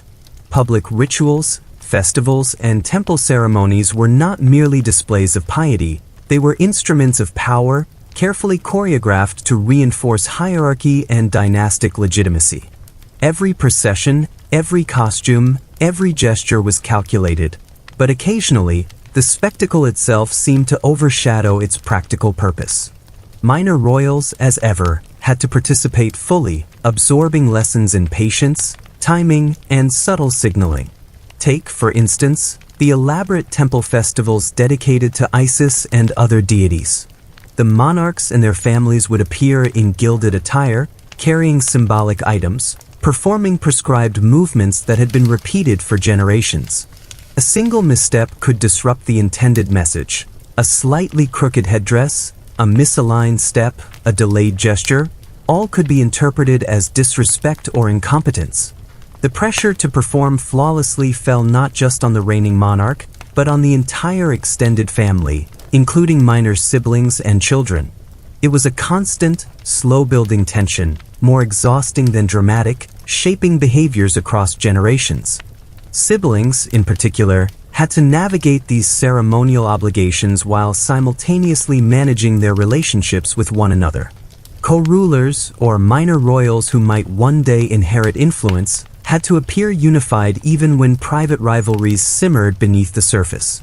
Family meals, audiences, and even public audiences became stages for subtle negotiation of power. The Ptolemies, whether consciously or not, had perfected the art of quiet manipulation through ritualized action. Repeated sibling marriages added another layer of complexity to these performances. The dynasty's insistence on keeping bloodlines pure meant that children were both heirs and symbols of continuity. Yet in practice, these marriages sometimes produced more tension than stability. Minor royals were caught between duty to their parents, the pressure to uphold family honor, and the occasional unpredictable temperament of their siblings or half-siblings. Genetic complications were an unfortunate byproduct, producing fragile health or unusual quirks that required careful management. These quirks, in turn, affected ceremonial performance. A minor sibling prone to illness might be limited in public appearances. One with a temperamental streak might require extra supervision during rituals. Every eccentricity, whether physical or behavioral, became a factor in maintaining the delicate balance of perception and legitimacy. The palace, in effect, became a living laboratory in observation, adaptation, and quiet problem-solving. Education and daily routines reinforced these expectations. Children learned not only literature, philosophy, and rhetoric, but also the subtle rhythms of ceremonial life. How to walk, where to stand, when to speak, and even how to tilt one's head were matters of careful instruction. Mistakes were rarely punished violently but were noted, corrected, and sometimes used as pretexts for shifting responsibilities or influence. In this way, minor royals were slowly acclimated to the pressures of dynastic life, a world in which survival depended on observation, discretion, and subtlety. Even minor disasters could become lessons. A sibling's illness or a poorly executed ritual could be transformed into training for others. The dynasty absorbed setbacks with quiet efficiency, often using them as opportunities to reinforce hierarchy and teach prudence. These were slow, almost invisible processes, but they shaped behavior across generations, producing rulers and minor royals alike who were highly attuned to nuance and consequence. Eccentric habits often complemented these lessons. Royal obsessions with cleanliness, diet, or ritualized grooming might seem minor, but they reinforced a culture of attention to detail and disciplined self-presentation. Children were taught to mirror these habits, internalizing lessons in both obedience and careful performance. Even Cleopatra, with her renowned intellect and charisma, relied on these foundations, understanding that subtle consistency and controlled image-making were central to maintaining authority. The repetition of sibling marriages and ceremonial obligations thus created a slow, almost hypnotic rhythm within the dynasty. Generations were trained to observe, anticipate, and manage relationships delicately. Even minor royals, who never ascended to power, participated in the choreography of survival, learning lessons in patience, perception, and the careful negotiation of influence. Their lives, though often quiet and unremarkable in historical records, were fundamental to the dynasty's persistence. Ultimately, the Ptolemaic dynasty's reliance on ceremonial spectacle, repeated marriages, and careful behavioral management produced both brilliance and fragility. Minor royals, children, and even reigning monarchs navigated a world where subtlety mattered as much as strength, and survival depended on understanding both family dynamics and public perception. It was a slow, measured existence, punctuated by lessons learned through observation, repetition, and the quiet absorption of history's expectations. Even centuries later, the echoes of these rituals and familial strategies linger in the historical record. We see them in statues, coins, letters, and surviving accounts, a testament to the dynasty's careful orchestration of image, perception, and control. The Ptolemies mastered the slow art of survival, balancing eccentricity with discipline, rivalry with duty, and ceremonial spectacle with quiet observation. In this measured rhythm, one glimpses both the enduring genius and the quietly tragic human cost of the dynasty's long, intricate history. Chapter 13: The Slow Decline and Cleopatra's Shadow. By the time Cleopatra was firmly established as Egypt's queen, the Ptolemaic dynasty was already a family with centuries of intricate, often fragile, history. The brilliance of prior generations was shadowed by recurring miscalculations, minor tragedies, and the persistent complications of sibling rivalries and repeated intermarriage. The palace itself, once a symbol of unassailable authority, had begun to feel like a labyrinth of obligations, loyalties, and unspoken threats. Even minor royals understood that survival required patience, observation, and occasionally, a willingness to be invisible. Cleopatra's early years were shaped by these patterns. She observed the fates of her siblings, Ptolemy XIII, who would later vie for the throne, Arsinoe, whose ambition led to exile, and the minor royals, who were quietly managed, sidelined, or trained in the subtle art of obedience. From the start, she learned the slow rhythms of palace life, when to speak, when to remain silent, and how even minor gestures could shift perceptions of competence or loyalty. The dynasty's decline was gradual rather than catastrophic. Territorial losses, internal mismanagement, and external pressures from Rome combined with centuries of inbreeding and minor familial missteps to weaken the Ptolemies incrementally. It was not a collapse of brilliance but a persistent erosion of stability. Every minor disaster, a poorly timed revolt, a mismanaged marriage, or a sibling exiled too late, added to the accumulation of vulnerabilities.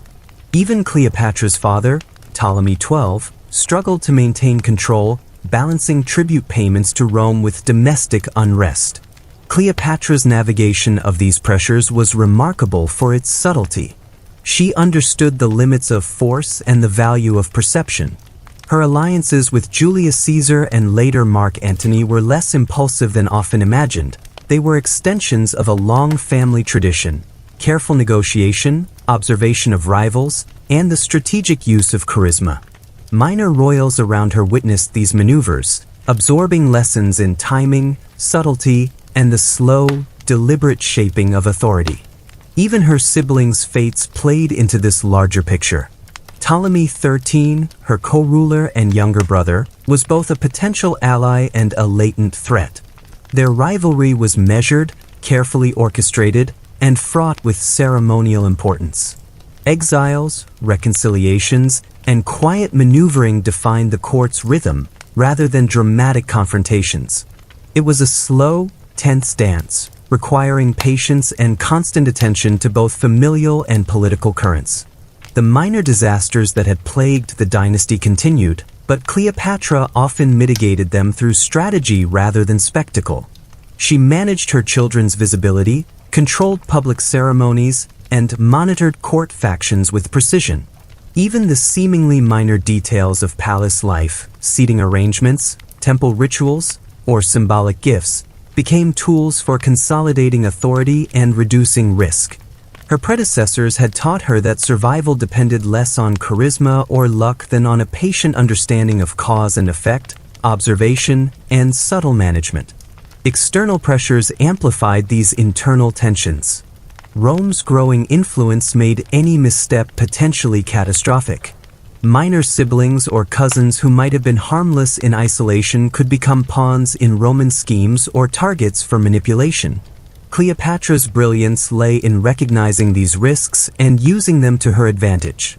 She balanced familial obligations, personal ambition, and international diplomacy in a way that reflected generations of Ptolemaic lessons. Yet the slow decline of the dynasty was inevitable. Generational fragility, accumulated minor disasters, and the relentless pressure of family dynamics created a foundation that, while remarkable, could not withstand the full weight of external conquest. Cleopatra's personal skill prolonged Egypt's independence, but even she could not reverse centuries of structural vulnerabilities. Minor royals, children, and advisors were all participants in a subtle struggle to preserve stability against these inexorable forces. The quiet tragedies continued in the background. Minor siblings were exiled, children suffered illness or early death, and ceremonial missteps occasionally destabilized factional balance. Even Cleopatra herself faced the persistent tension of balancing survival with ambition, learning from centuries of family precedent. The Ptolemies' history, a mixture of brilliance, eccentricity, and quiet fragility, set the stage for the dramatic yet measured decisions of her reign. Ultimately, Chapter 13 reminds us that Cleopatra's story cannot be separated from the dynasty she inherited. The slow decline, the minor disasters, the subtle rivalries, and the ceremonial absurdities all contributed to the context in which she operated. Her genius lay not in escaping these pressures, but in understanding, navigating, and at times, manipulating them to maintain authority and preserve the legacy of her family even as the dynasty's end quietly approached. The Ptolemaic dynasty, in this light, emerges as a study in slow, deliberate survival. Minor royals, sibling rivalries, and repeated ceremonial obligations all shaped an environment in which subtlety, patience, and observation were more valuable than brute strength or dramatic gestures. Cleopatra mastered this environment, applying centuries of family experience to her own reign, navigating a slow decline with intelligence, precision, and quiet cunning. And so, in the slow corridors of Alexandria, among palace rituals, minor disasters, and the careful management of visibility and perception, the Ptolemies left a legacy both quietly tragic and profoundly instructive. Their story illustrates the delicate balance of family, ambition, and survival, a rhythm of history that continues to fascinate, intrigue, and perhaps lull the listener into reflection on the subtle forces that shape power and legacy. Chapter 14: Cleopatra's Later Years and the Twilight of Ptolemaic Egypt. As Cleopatra matured, the slow, deliberate pressures of dynastic life continued to shape her decisions. Her earlier lessons in observing minor royals, navigating sibling rivalries, and surviving ceremonial obligations became increasingly valuable. Every choice, from alliances to public appearances, was carefully calculated to preserve both authority and family legacy. Even in her later years, the rhythm of palace life, subtle gestures, carefully managed visibility, and quiet negotiations dictated the pace of her reign.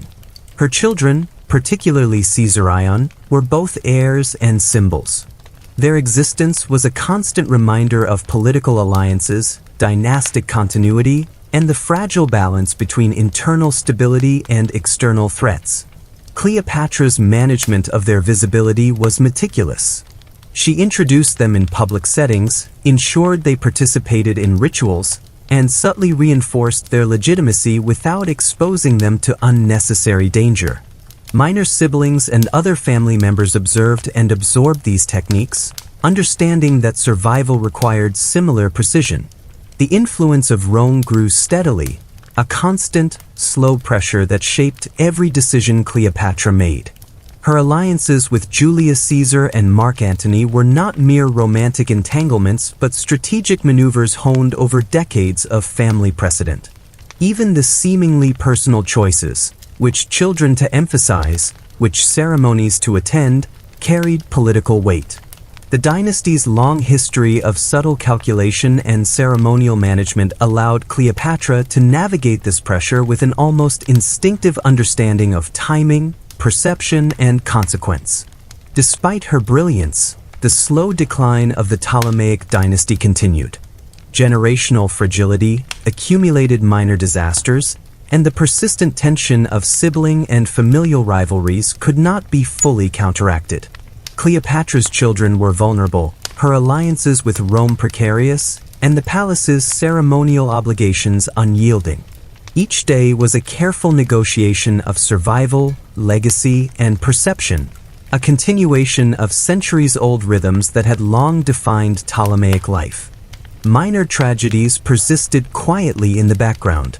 Children and minor royals succumbed to illness or were sidelined by political expediency. Siblings who might have supported her authority were carefully monitored or diplomatically constrained. Even Cleopatra's extraordinary abilities could not erase the slow erosion of her dynasty's independence. The absorption of Egypt into Rome was a gradual process, shaped less by sudden conquest than by the accumulation of internal and external pressures over generations. Ceremonial life continued as ever, a delicate balance of ritual, spectacle, and symbolic authority. Temple processions, public appearances, and carefully orchestrated gestures reinforced both legitimacy and hierarchy. Minor royals, children, and courtiers participated in these rhythms, learning the subtle lessons of survival while supporting the monarchy's public image. Even in decline, the Ptolemies maintained a remarkable ability to manage perception, using centuries of inherited knowledge to prolong influence. Cleopatra's later years also highlighted the continuing influence of minor royals and children in dynastic strategy. Their visibility, health, and public perception were carefully managed to maximize political leverage while minimizing risk. Every ceremonial detail, from seating at feasts to symbolic gifts, was part of an ongoing negotiation with both family and external powers. Minor disasters, when they occurred, were absorbed quietly, reinforcing the slow lessons of observation, patience, and discretion. The dynasty's ultimate absorption into Rome reflects the culmination of centuries of careful yet fragile management. Generations of minor disasters, sibling rivalries, and ceremonial precision could not indefinitely resist external pressure. Yet Cleopatra's personal skill delayed this outcome, demonstrating the power of learned observation, strategic alliance, and careful manipulation of perception. Her children, while largely overshadowed by the broader forces of history, played roles in symbolizing continuity and legitimizing her authority. Even in its final years, the Ptolemaic dynasty exemplified a remarkable combination of brilliance and fragility. Minor royals, ceremonial obligations, and repeated sibling marriages produced both resilience and vulnerability. The slow, deliberate rhythms of palace life shaped generations, producing rulers and heirs attuned to nuance, perception, and survival. Cleopatra's reign, with all its political maneuvering and careful management of image, reflects the culmination of centuries of experience in subtle governance. In the twilight of the dynasty, the lessons of history, patience, observation, and measured action remained central. Minor disasters, ceremonial absurdities, and sibling rivalries continued to inform decisions. Even as external forces gradually absorbed Egypt into the Roman sphere, the Ptolemies' quiet genius in managing family, perception, and legacy remained evident. The dynasty's story, a mixture of slow tragedy, subtle brilliance, and enduring fascination, offers a profound perspective on the complex rhythms of power, survival, and human ambition. Chapter 15: The Children and the Quiet End of a Dynasty. By the final years of Cleopatra's reign, her children had become both symbols and burdens. Caesar Ion, the eldest, represented the continuation of both Egyptian and Roman alliances, while her other children with Mark Antony were reminders of both personal and political commitments. Their existence, though a source of pride, required careful management.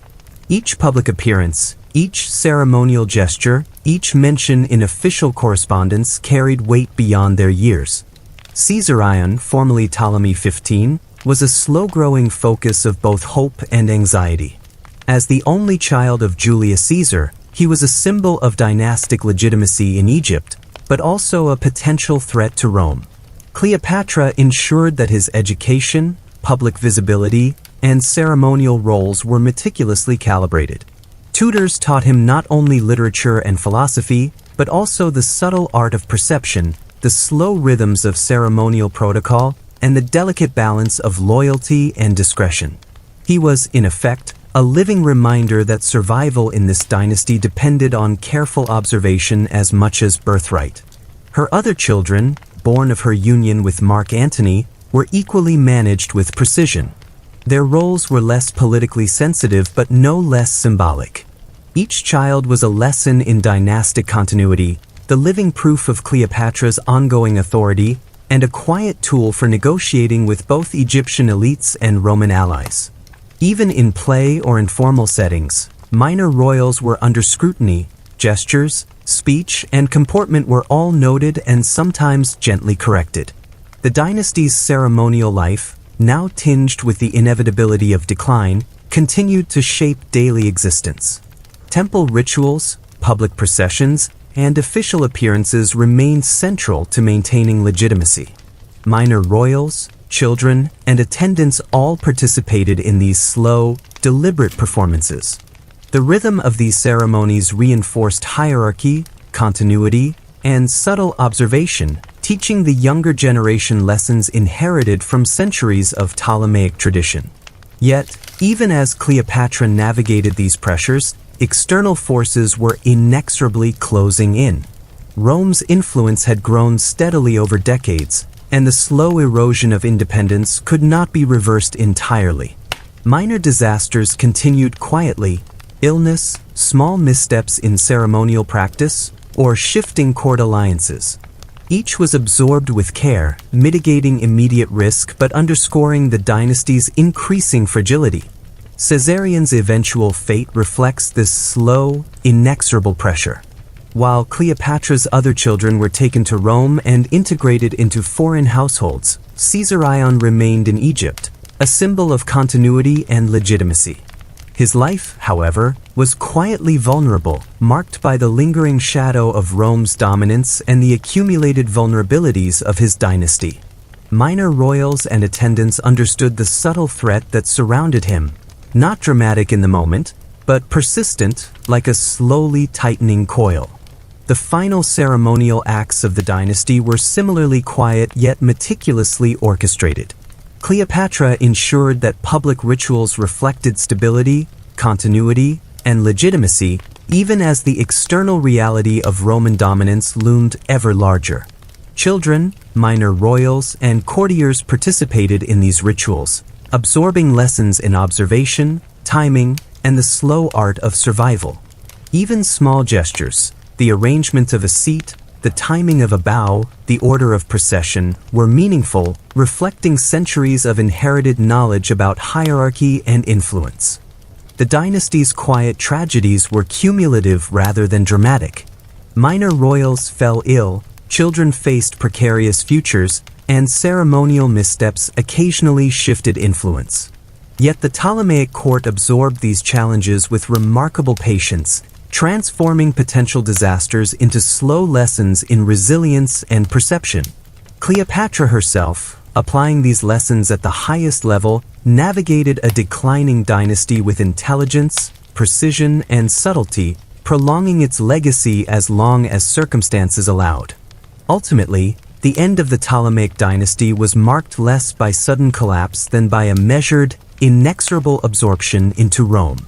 The children, the minor royals, and the ceremonial machinery all played roles in this quiet conclusion. Even as Egypt's independence faded, the dynasty's methods, patient observation, careful management of family and perception, and the subtle negotiation of survival remained a testament to centuries of inherited wisdom. The story of Cleopatra's children and the final acts of the Ptolemaic dynasty highlights a profound truth. Power, especially dynastic power, is often exercised in subtle, persistent ways. Survival depends on patience, observation, and the careful calibration of gestures, alliances, and visibility. Even in decline, the dynasty demonstrated remarkable skill in navigating these pressures, producing rulers and heirs attuned to nuance, subtlety, and the slow rhythms of history. And so, the Ptolemaic dynasty ends not with dramatic spectacle, but with quiet reflection, measured ceremonial acts, and the slow fading of a lineage that, for centuries, combined brilliance, eccentricity, and subtle tragedy. Minor royals, children, and ceremonial rituals all contributed to this final chapter, leaving a legacy that continues to fascinate historians and listeners alike. In the quiet corridors of Alexandria, one can almost hear the slow footsteps of generations past, a testament to the enduring, if gentle, genius of the Ptolemies. Chapter 16. After Cleopatra, assimilation and echoes of dynasty. Cleopatra's death marked the quiet conclusion of centuries of careful dynastic management. The Ptolemaic dynasty, once a vibrant tapestry of sibling rivalries, ceremonial excess, and slow-moving intrigue, was finally absorbed into the Roman world. And yet, even in this absorption, the subtle lessons of the dynasty persisted, lingering in the ways family, perception, and authority continued to shape lives. The immediate aftermath was less dramatic than many popular accounts suggest. Roman forces took control of Egypt, integrating its administration into a larger empire. Minor royals, children, and attendants were absorbed into Roman households or quietly removed from the public record. Some were sent to Rome as hostages or symbols of submission, while others faded into obscurity, their ceremonial roles and inherited status rendered obsolete by imperial governance. Caesarion, Cleopatra's eldest, met a quiet but tragic fate. Despite the careful cultivation of his legitimacy and public visibility, his existence was incompatible with Roman control. He was removed in a manner reflecting the dynasty's subtle tragedies, not a spectacle, but a quietly enforced erasure. Minor royals and court attendants could only observe, internalizing the lesson that even careful management could not fully protect a dynasty's next generation from external pressures. The remaining children and minor royals were assimilated into Roman society, often stripped of their ceremonial roles and symbolic authority. Education, ritual practice, and public visibility, once central to their development and identity, were replaced with more ordinary existences under Roman oversight.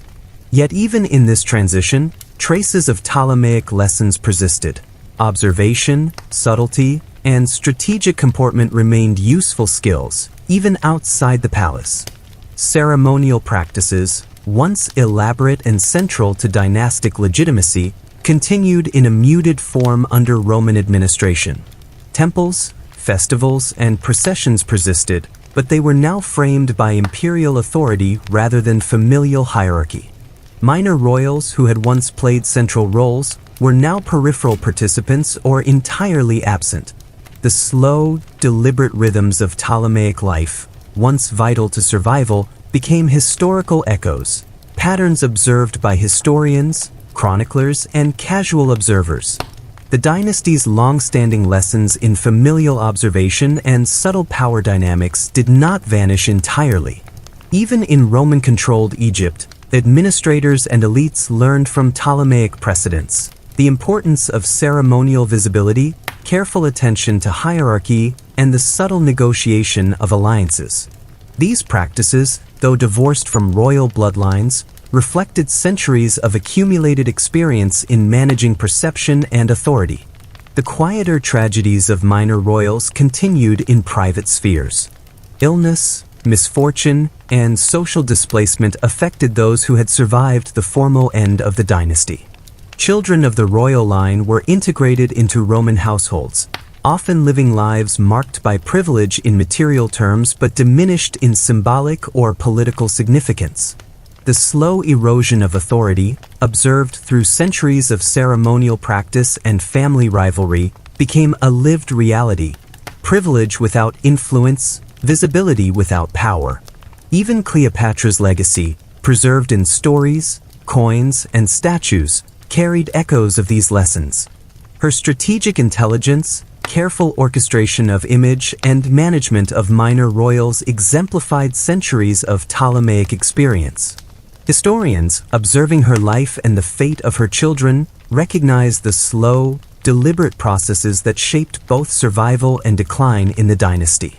The Ptolemaic dynasty, in its final years and aftermath, illustrates the enduring tension between brilliance and fragility. Minor royals, ceremonial rituals, sibling rivalries, and careful observation all contributed to a dynasty that lasted centuries yet could not resist the inexorable expansion of Rome. Its end, quiet and measured, reflects centuries of slow, deliberate pressures rather than dramatic collapse. Ultimately, the story of the Ptolemies after Cleopatra reminds us that dynasties are sustained not only through conquest, wealth, or visible power, but through persistent, often subtle management of family, ritual, and perception.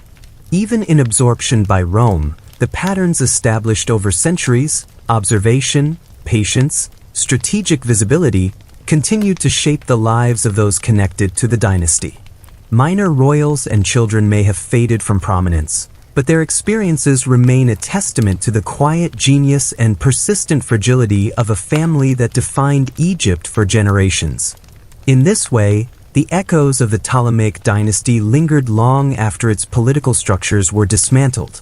The subtle strategies of survival, the ceremonial intricacies, and the careful management of minor disasters became lessons in resilience and perception, quietly influencing the social and political rhythms of Roman-controlled Egypt. Even in decline, the dynasty's genius remained, a slow, measured, and profoundly human narrative of ambition, survival, and the delicate balance of family and power. Chapter 17. Traces, Descendants, and the Legacy of the Ptolemies. By the time Egypt had fully come under Roman control, the Ptolemaic dynasty existed primarily in memory, ceremony, and scattered descendants.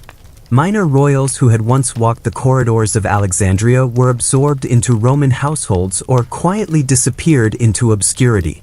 Even their symbolic power, which had once been reinforced through centuries of ritual, sibling marriages, and careful observation, faded into a subtle echo of the past. Some descendants maintained visibility for a time, often serving as reminders of dynastic continuity. They were carefully positioned in society to honor the memory of the dynasty without posing any actual threat to Roman authority. Children of Cleopatra's marriages and minor siblings were integrated into Roman life, their wealth and education preserved, but their ceremonial roles largely erased. The palace rituals, public appearances, and minor displays of authority that had once structured their daily lives were replaced by new hierarchies and expectations. Coins, statues, and temple reliefs preserved images of the dynasty, idealized and polished. The physical quirks and eccentricities that had marked minor royals were smoothed over in these representations. Historians today recognize that these images were carefully curated, maintaining the perception of perfection and continuity even as the dynasty quietly unraveled behind the scenes. For minor royals, this was both reassuring and frustrating. Their visibility persisted, but the reality of their influence had diminished to almost nothing. The slow, quiet tragedies of individual family members continued to shape private lives. Illness, early deaths, and displacement marked the lives of many minor royals long after Cleopatra's reign. Even those who survived to adulthood lived within constrained roles, carrying the symbolic weight of a dynasty that had once been central to Egyptian identity. These experiences underscore the subtle fragility that had accompanied the family for centuries. Brilliance and privilege were always paired with vulnerability and dependence on careful management of perception. Even in Roman Egypt, the echoes of Ptolemaic rituals persisted. Temple ceremonies, processions, and offerings continued, though often reframed within a new political structure.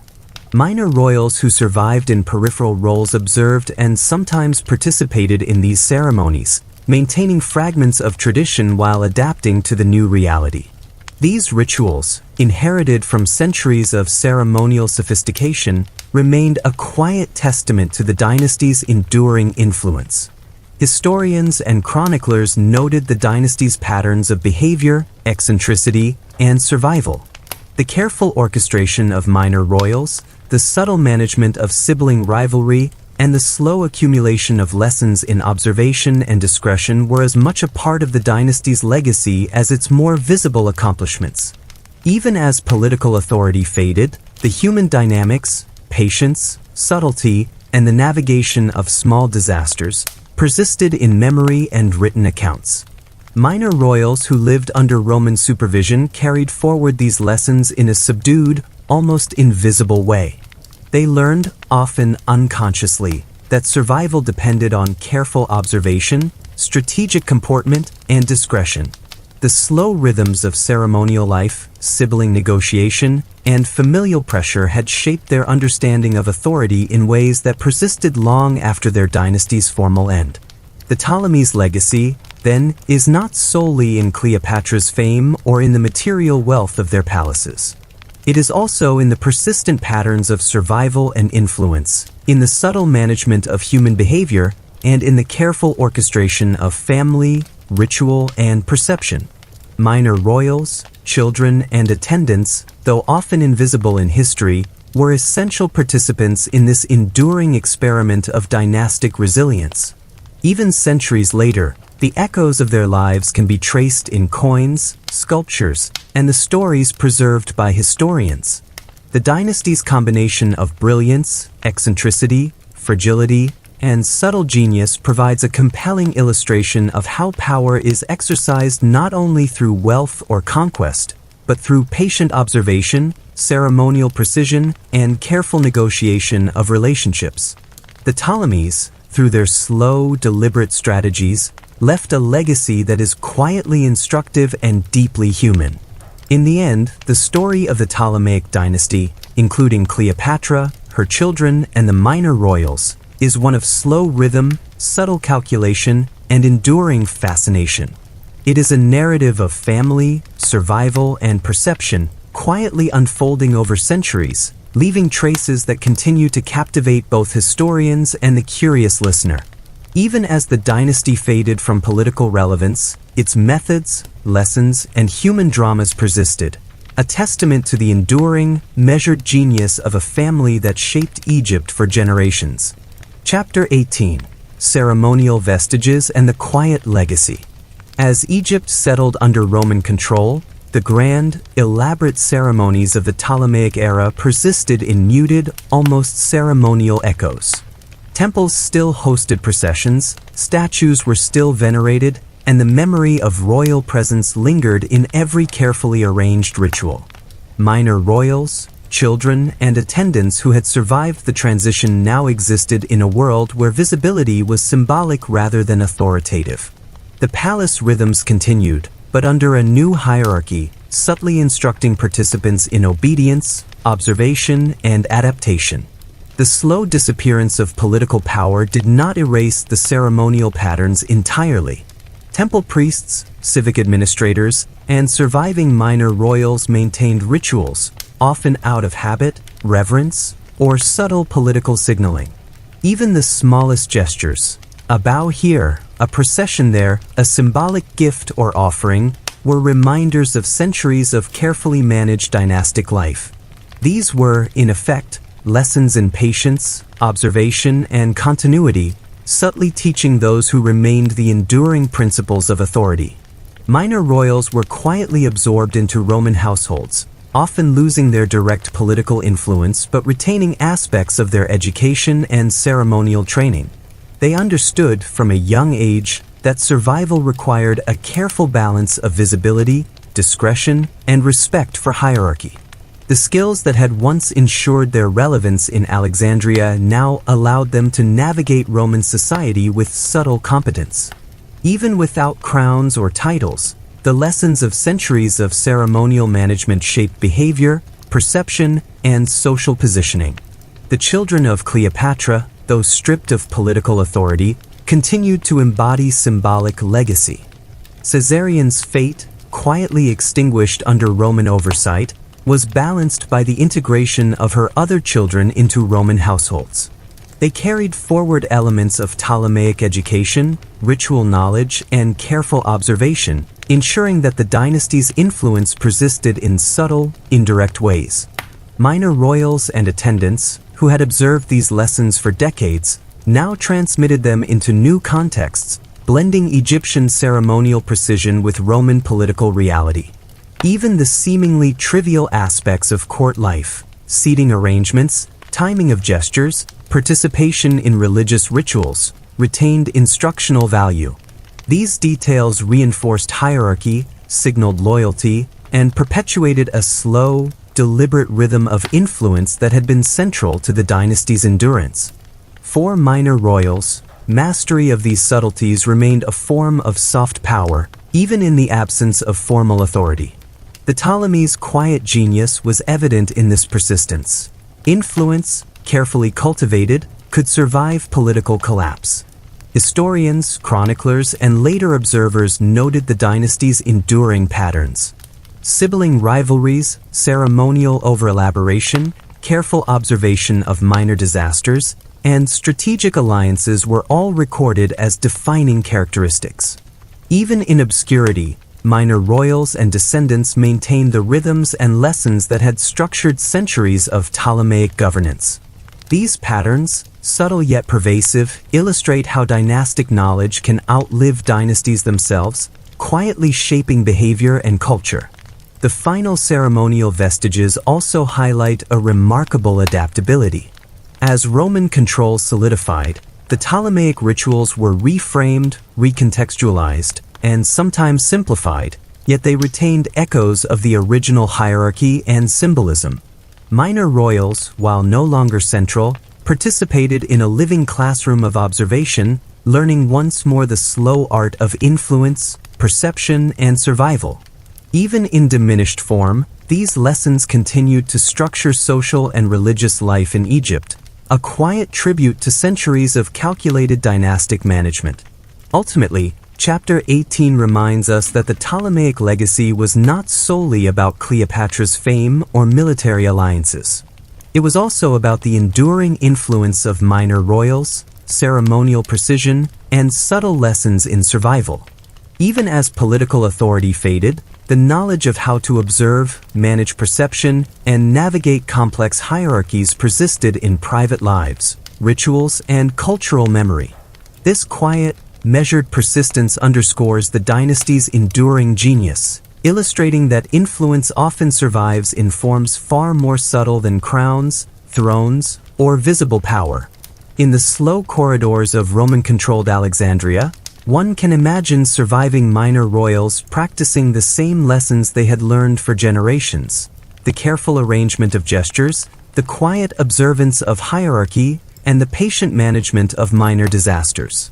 The echoes of the Ptolemaic dynasty persisted in these rhythms, a soft but enduring testament to the subtle art of dynastic survival.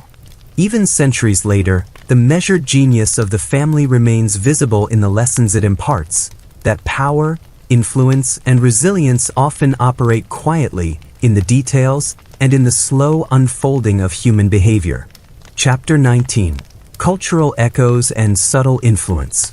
Even after the formal end of the Ptolemaic dynasty, the cultural and ceremonial patterns they established continued to ripple through Egyptian society under Roman rule. The grand spectacles, the careful choreography of gestures, and the management of hierarchy did not vanish overnight. Temples still performed processions, civic administrators observed ritualized routines, and local elites absorbed lessons in patience, observation, and subtle influence. Minor royals, now largely stripped of political authority, had already taught these patterns to those around them. One could say the Ptolemaic dynasty's most enduring legacy was the persistence of these learned behaviors. Observation, discretion, and careful management of perception were not just personal habits, they became social norms. Roman governors, Egyptian priests, and local administrators all interacted in ways that reflected centuries of ceremonial sophistication. Even the smallest gestures, A bow, an offering, a timing adjustment, retained symbolic significance, quietly shaping perceptions of loyalty, hierarchy, and legitimacy. Children of minor royals played a surprisingly important role in this transmission. Though politically powerless, they carried forward knowledge of rituals, hierarchy, and decorum, passing these lessons to peers and later generations. The subtleties of Ptolemaic etiquette, learned over long decades of careful observation and correction, persisted in educational, social, and religious contexts. Even in diminished form, these practices provided a framework for understanding authority and social structure in Roman-controlled Egypt. The dynasty's focus on ceremonial precision also influenced artistic and architectural expression. Temple layouts, statues, and inscriptions reflected inherited patterns of visual hierarchy and symbolic emphasis. Coins and reliefs continued to portray carefully curated images of rulers, minor royals, and deities, echoing centuries of dynastic emphasis on perception over raw power. These visual legacies helped maintain cultural memory long after the dynasty itself had ceased to govern. Minor royals, even in reduced circumstances, continued to embody these lessons in daily life.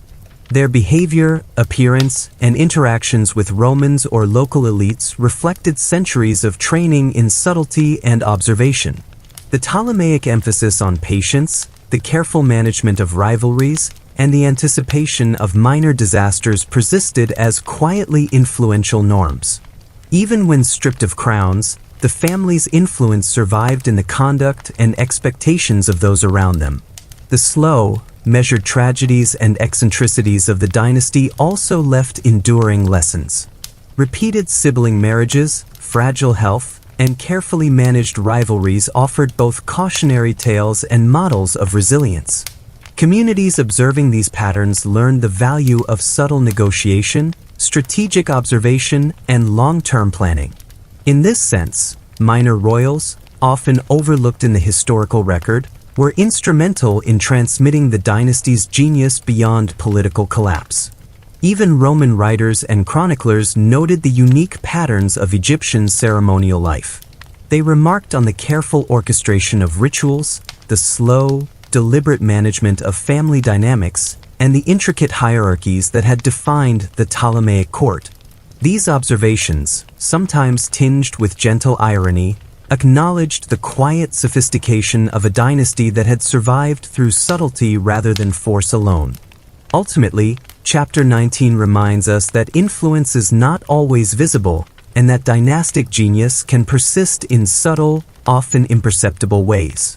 The Ptolemies, through their careful cultivation of minor royals, ceremonial precision, and patient management of family and perception, left a legacy that outlasted their political control. Even centuries later, the rhythms of observation, discretion, and ritualized hierarchy remained embedded in Egyptian culture, social norms, and the practices of those who had once served or observed the royal family. In the quiet corners of Roman Egypt, in rituals that continued long after the dynasty's end, and in the lives of minor royals absorbed into new structures, the Ptolemaic patterns endured. They served as a subtle reminder that power and influence are not always measured by crowns or thrones, but by the patient, deliberate shaping of human behavior, perception, and cultural memory. The dynasty's lessons, though faint, persisted like the slow echo of footsteps in an ancient palace, a gentle, enduring testament to the quiet genius of centuries of carefully observed, measured, and subtly orchestrated life. Chapter 20: Symbolic Remnants and Historical Reflections. By the time Roman administration had fully integrated Egypt, the Ptolemaic dynasty existed primarily as a set of symbols. Palaces were repurposed or abandoned, temples remained active but under new oversight, and coins, statues, and inscriptions preserved images of rulers and minor royals alike.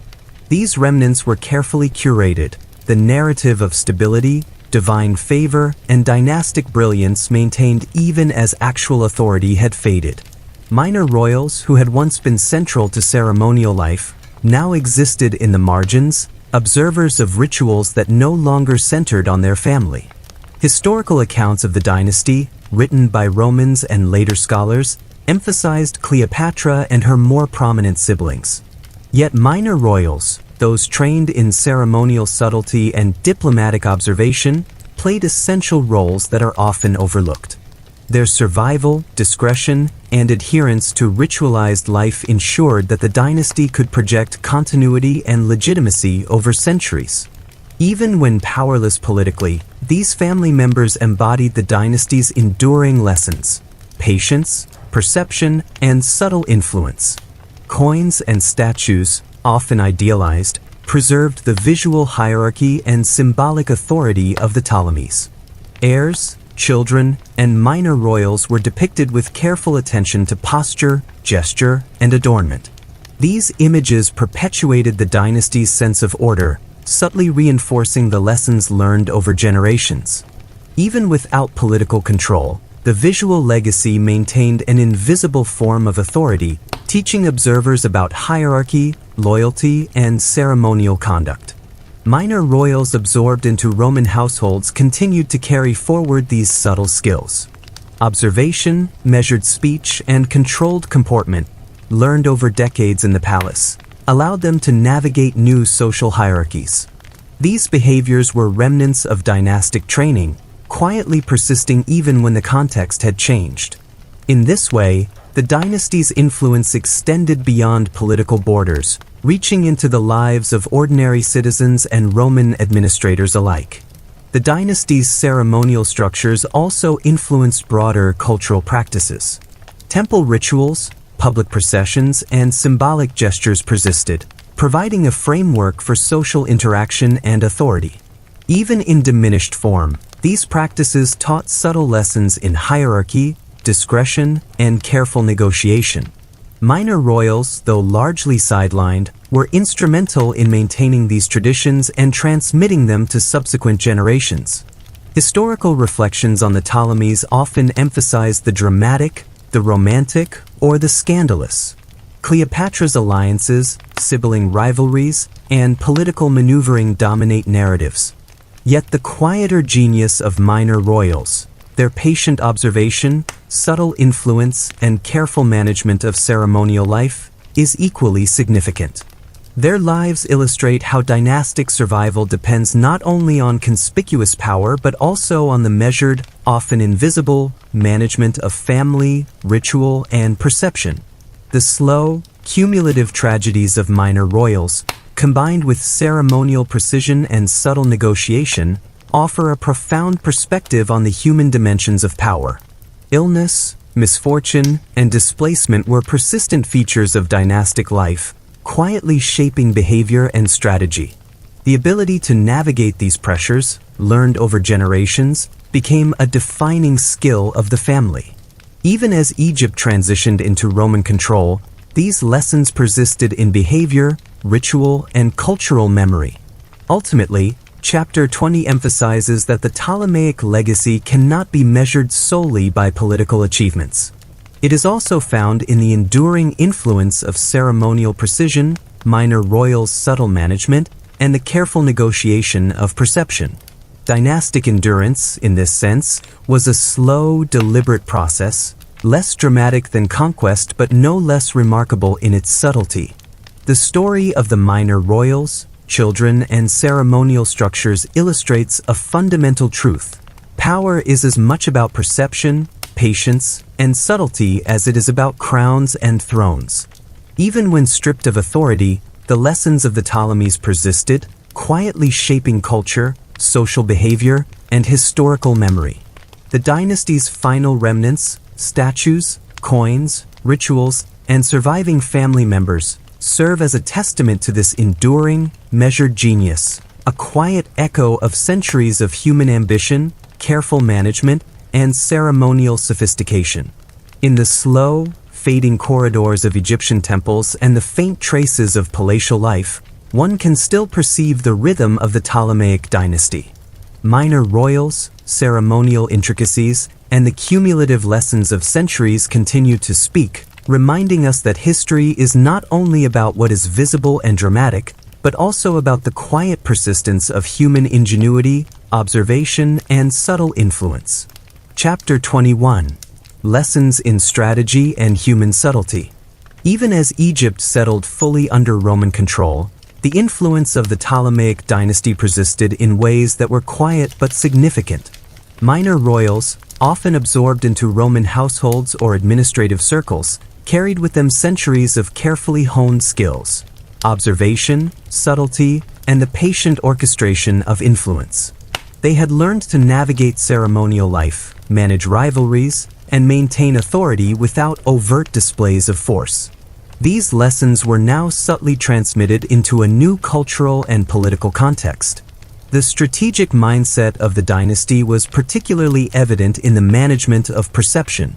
Minor royals understood that visibility could confer authority but also invite danger. Seating arrangements, gestures, and participation in rituals were all carefully calibrated to signal rank and loyalty. Even after formal authority was lost, these techniques shaped behavior, teaching Roman administrators, Egyptian elites, and future generations how influence could be exercised without confrontation.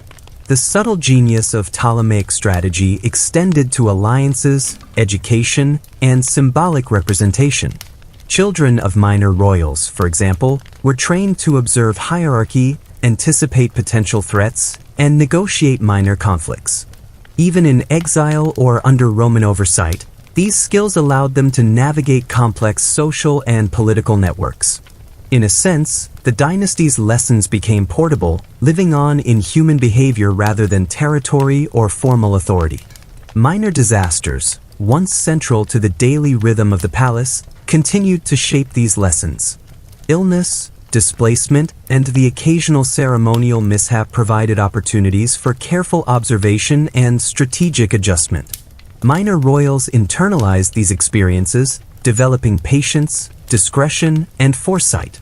These subtle skills, rarely celebrated in historical texts, were essential to survival and influence in any political environment.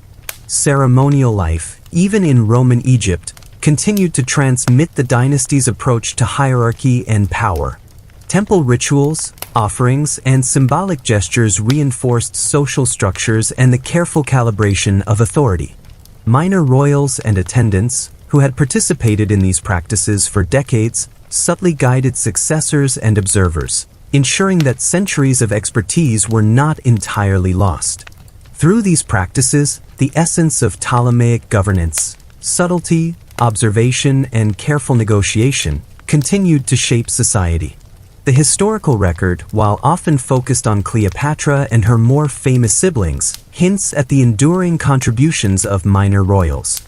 Their patience, strategic foresight, and meticulous attention to ceremonial detail allowed the dynasty to project stability and continuity even in periods of decline. Even when absorbed into Roman society, these skills influenced administration, education, and cultural practices. The dynasty's subtle genius lived on in the behaviors, decisions, and cultural memory of those who had been trained under its rhythms. Ultimately, the story of the Ptolemaic minor royals teaches a profound human lesson. Influence is rarely about immediate power. It is about observation, patience, subtlety, and the careful orchestration of relationships over time. Even when stripped of crowns, palaces, and formal authority, the cumulative wisdom of generations continues to shape behavior, culture, and history. Minor royals, often invisible in traditional narratives, were the carriers of this enduring intelligence. The dynasty's strategies of survival, ceremonial management, and family negotiation provide insight into the human dimensions of power. Authority is maintained not only through conquest or wealth but through persistent, deliberate observation, anticipation of minor disasters, and careful orchestration of social and ceremonial dynamics. The Ptolemaic dynasty, in this light, becomes not just a story of political collapse, but a study in human subtlety, resilience, and the quiet endurance of skill. Even centuries later, one can trace echoes of this legacy in Roman Egypt, in ceremonial protocols, educational practices, and the social strategies of minor elites. The lessons of minor royals, patience, discretion, observation, and strategic influence persist, reminding us that human ingenuity often endures beyond political structures. In this quiet persistence, the genius of the Ptolemies continues to resonate, a soft but lasting echo in the rhythms of history.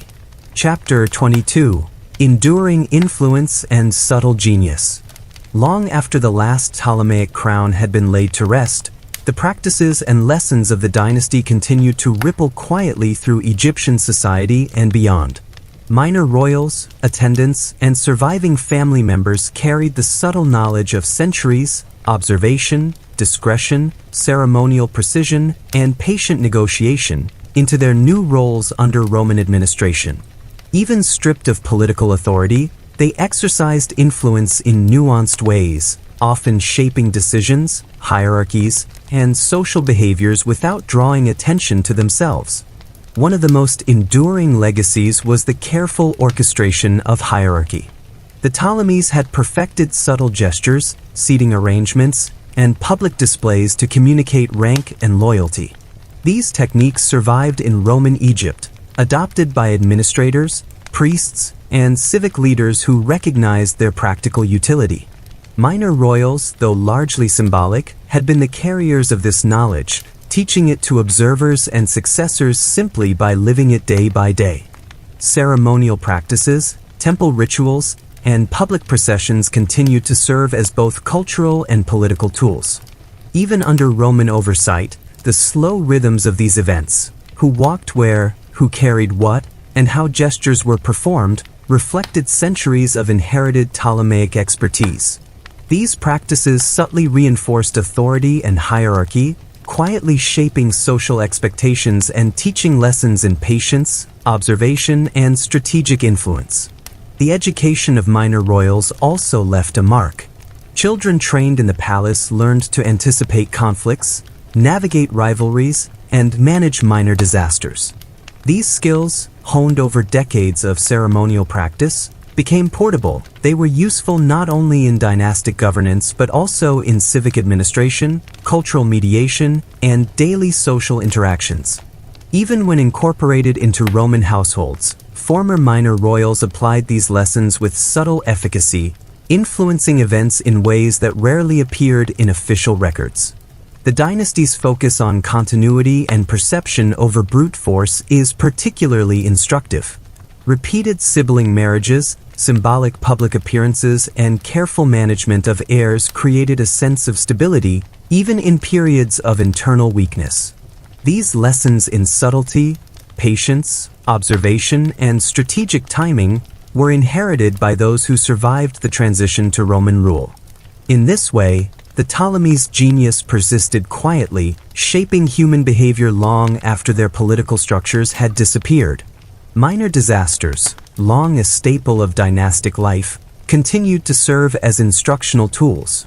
Illness, missteps in ritual, and shifting alliances reinforced lessons in discretion and adaptability.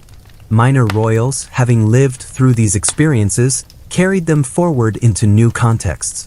Even in Roman Egypt, the cumulative wisdom of these centuries-old lessons remained applicable, subtly influencing administration, ceremony, and social interaction. The dynasty's artistic and architectural choices also reflected enduring strategy. Coins, statues, and temple reliefs preserved visual hierarchies and symbolic gestures, reinforcing lessons in authority and perception. These artifacts, carefully curated over generations, became models for subsequent administrations and a visual shorthand for legitimacy and order. Minor royals, often intimately involved in their production or display, ensured that these lessons were transmitted alongside political and ceremonial knowledge. Ultimately, Chapter 22 underscores that dynastic influence often survives not through territory or conquest, but through subtle human behaviors. Observation, patience, strategic interaction, and ceremonial skill are as potent as armies or political decrees. The Ptolemaic dynasty, through centuries of careful management of minor royals, ritual, and perception, left a legacy that extended far beyond their political lifespan. Even in diminished circumstances, the rhythms of palace life and ceremonial expertise quietly shaped culture, administration, and human interaction across generations. The quiet genius of the Ptolemies, therefore, is found not only in Cleopatra or her famous siblings, but in the minor royals, attendants, and ritual observers who ensured that centuries of accumulated knowledge continued to resonate. Their subtle influence persisted, a soft but enduring echo in the culture, administration, and ceremonial life of Roman Egypt and the broader Mediterranean world. Even as the political landscape shifted, the Ptolemies' lessons in patience, perception, and strategic subtlety remained, quietly teaching that the most enduring forms of power often operate invisibly.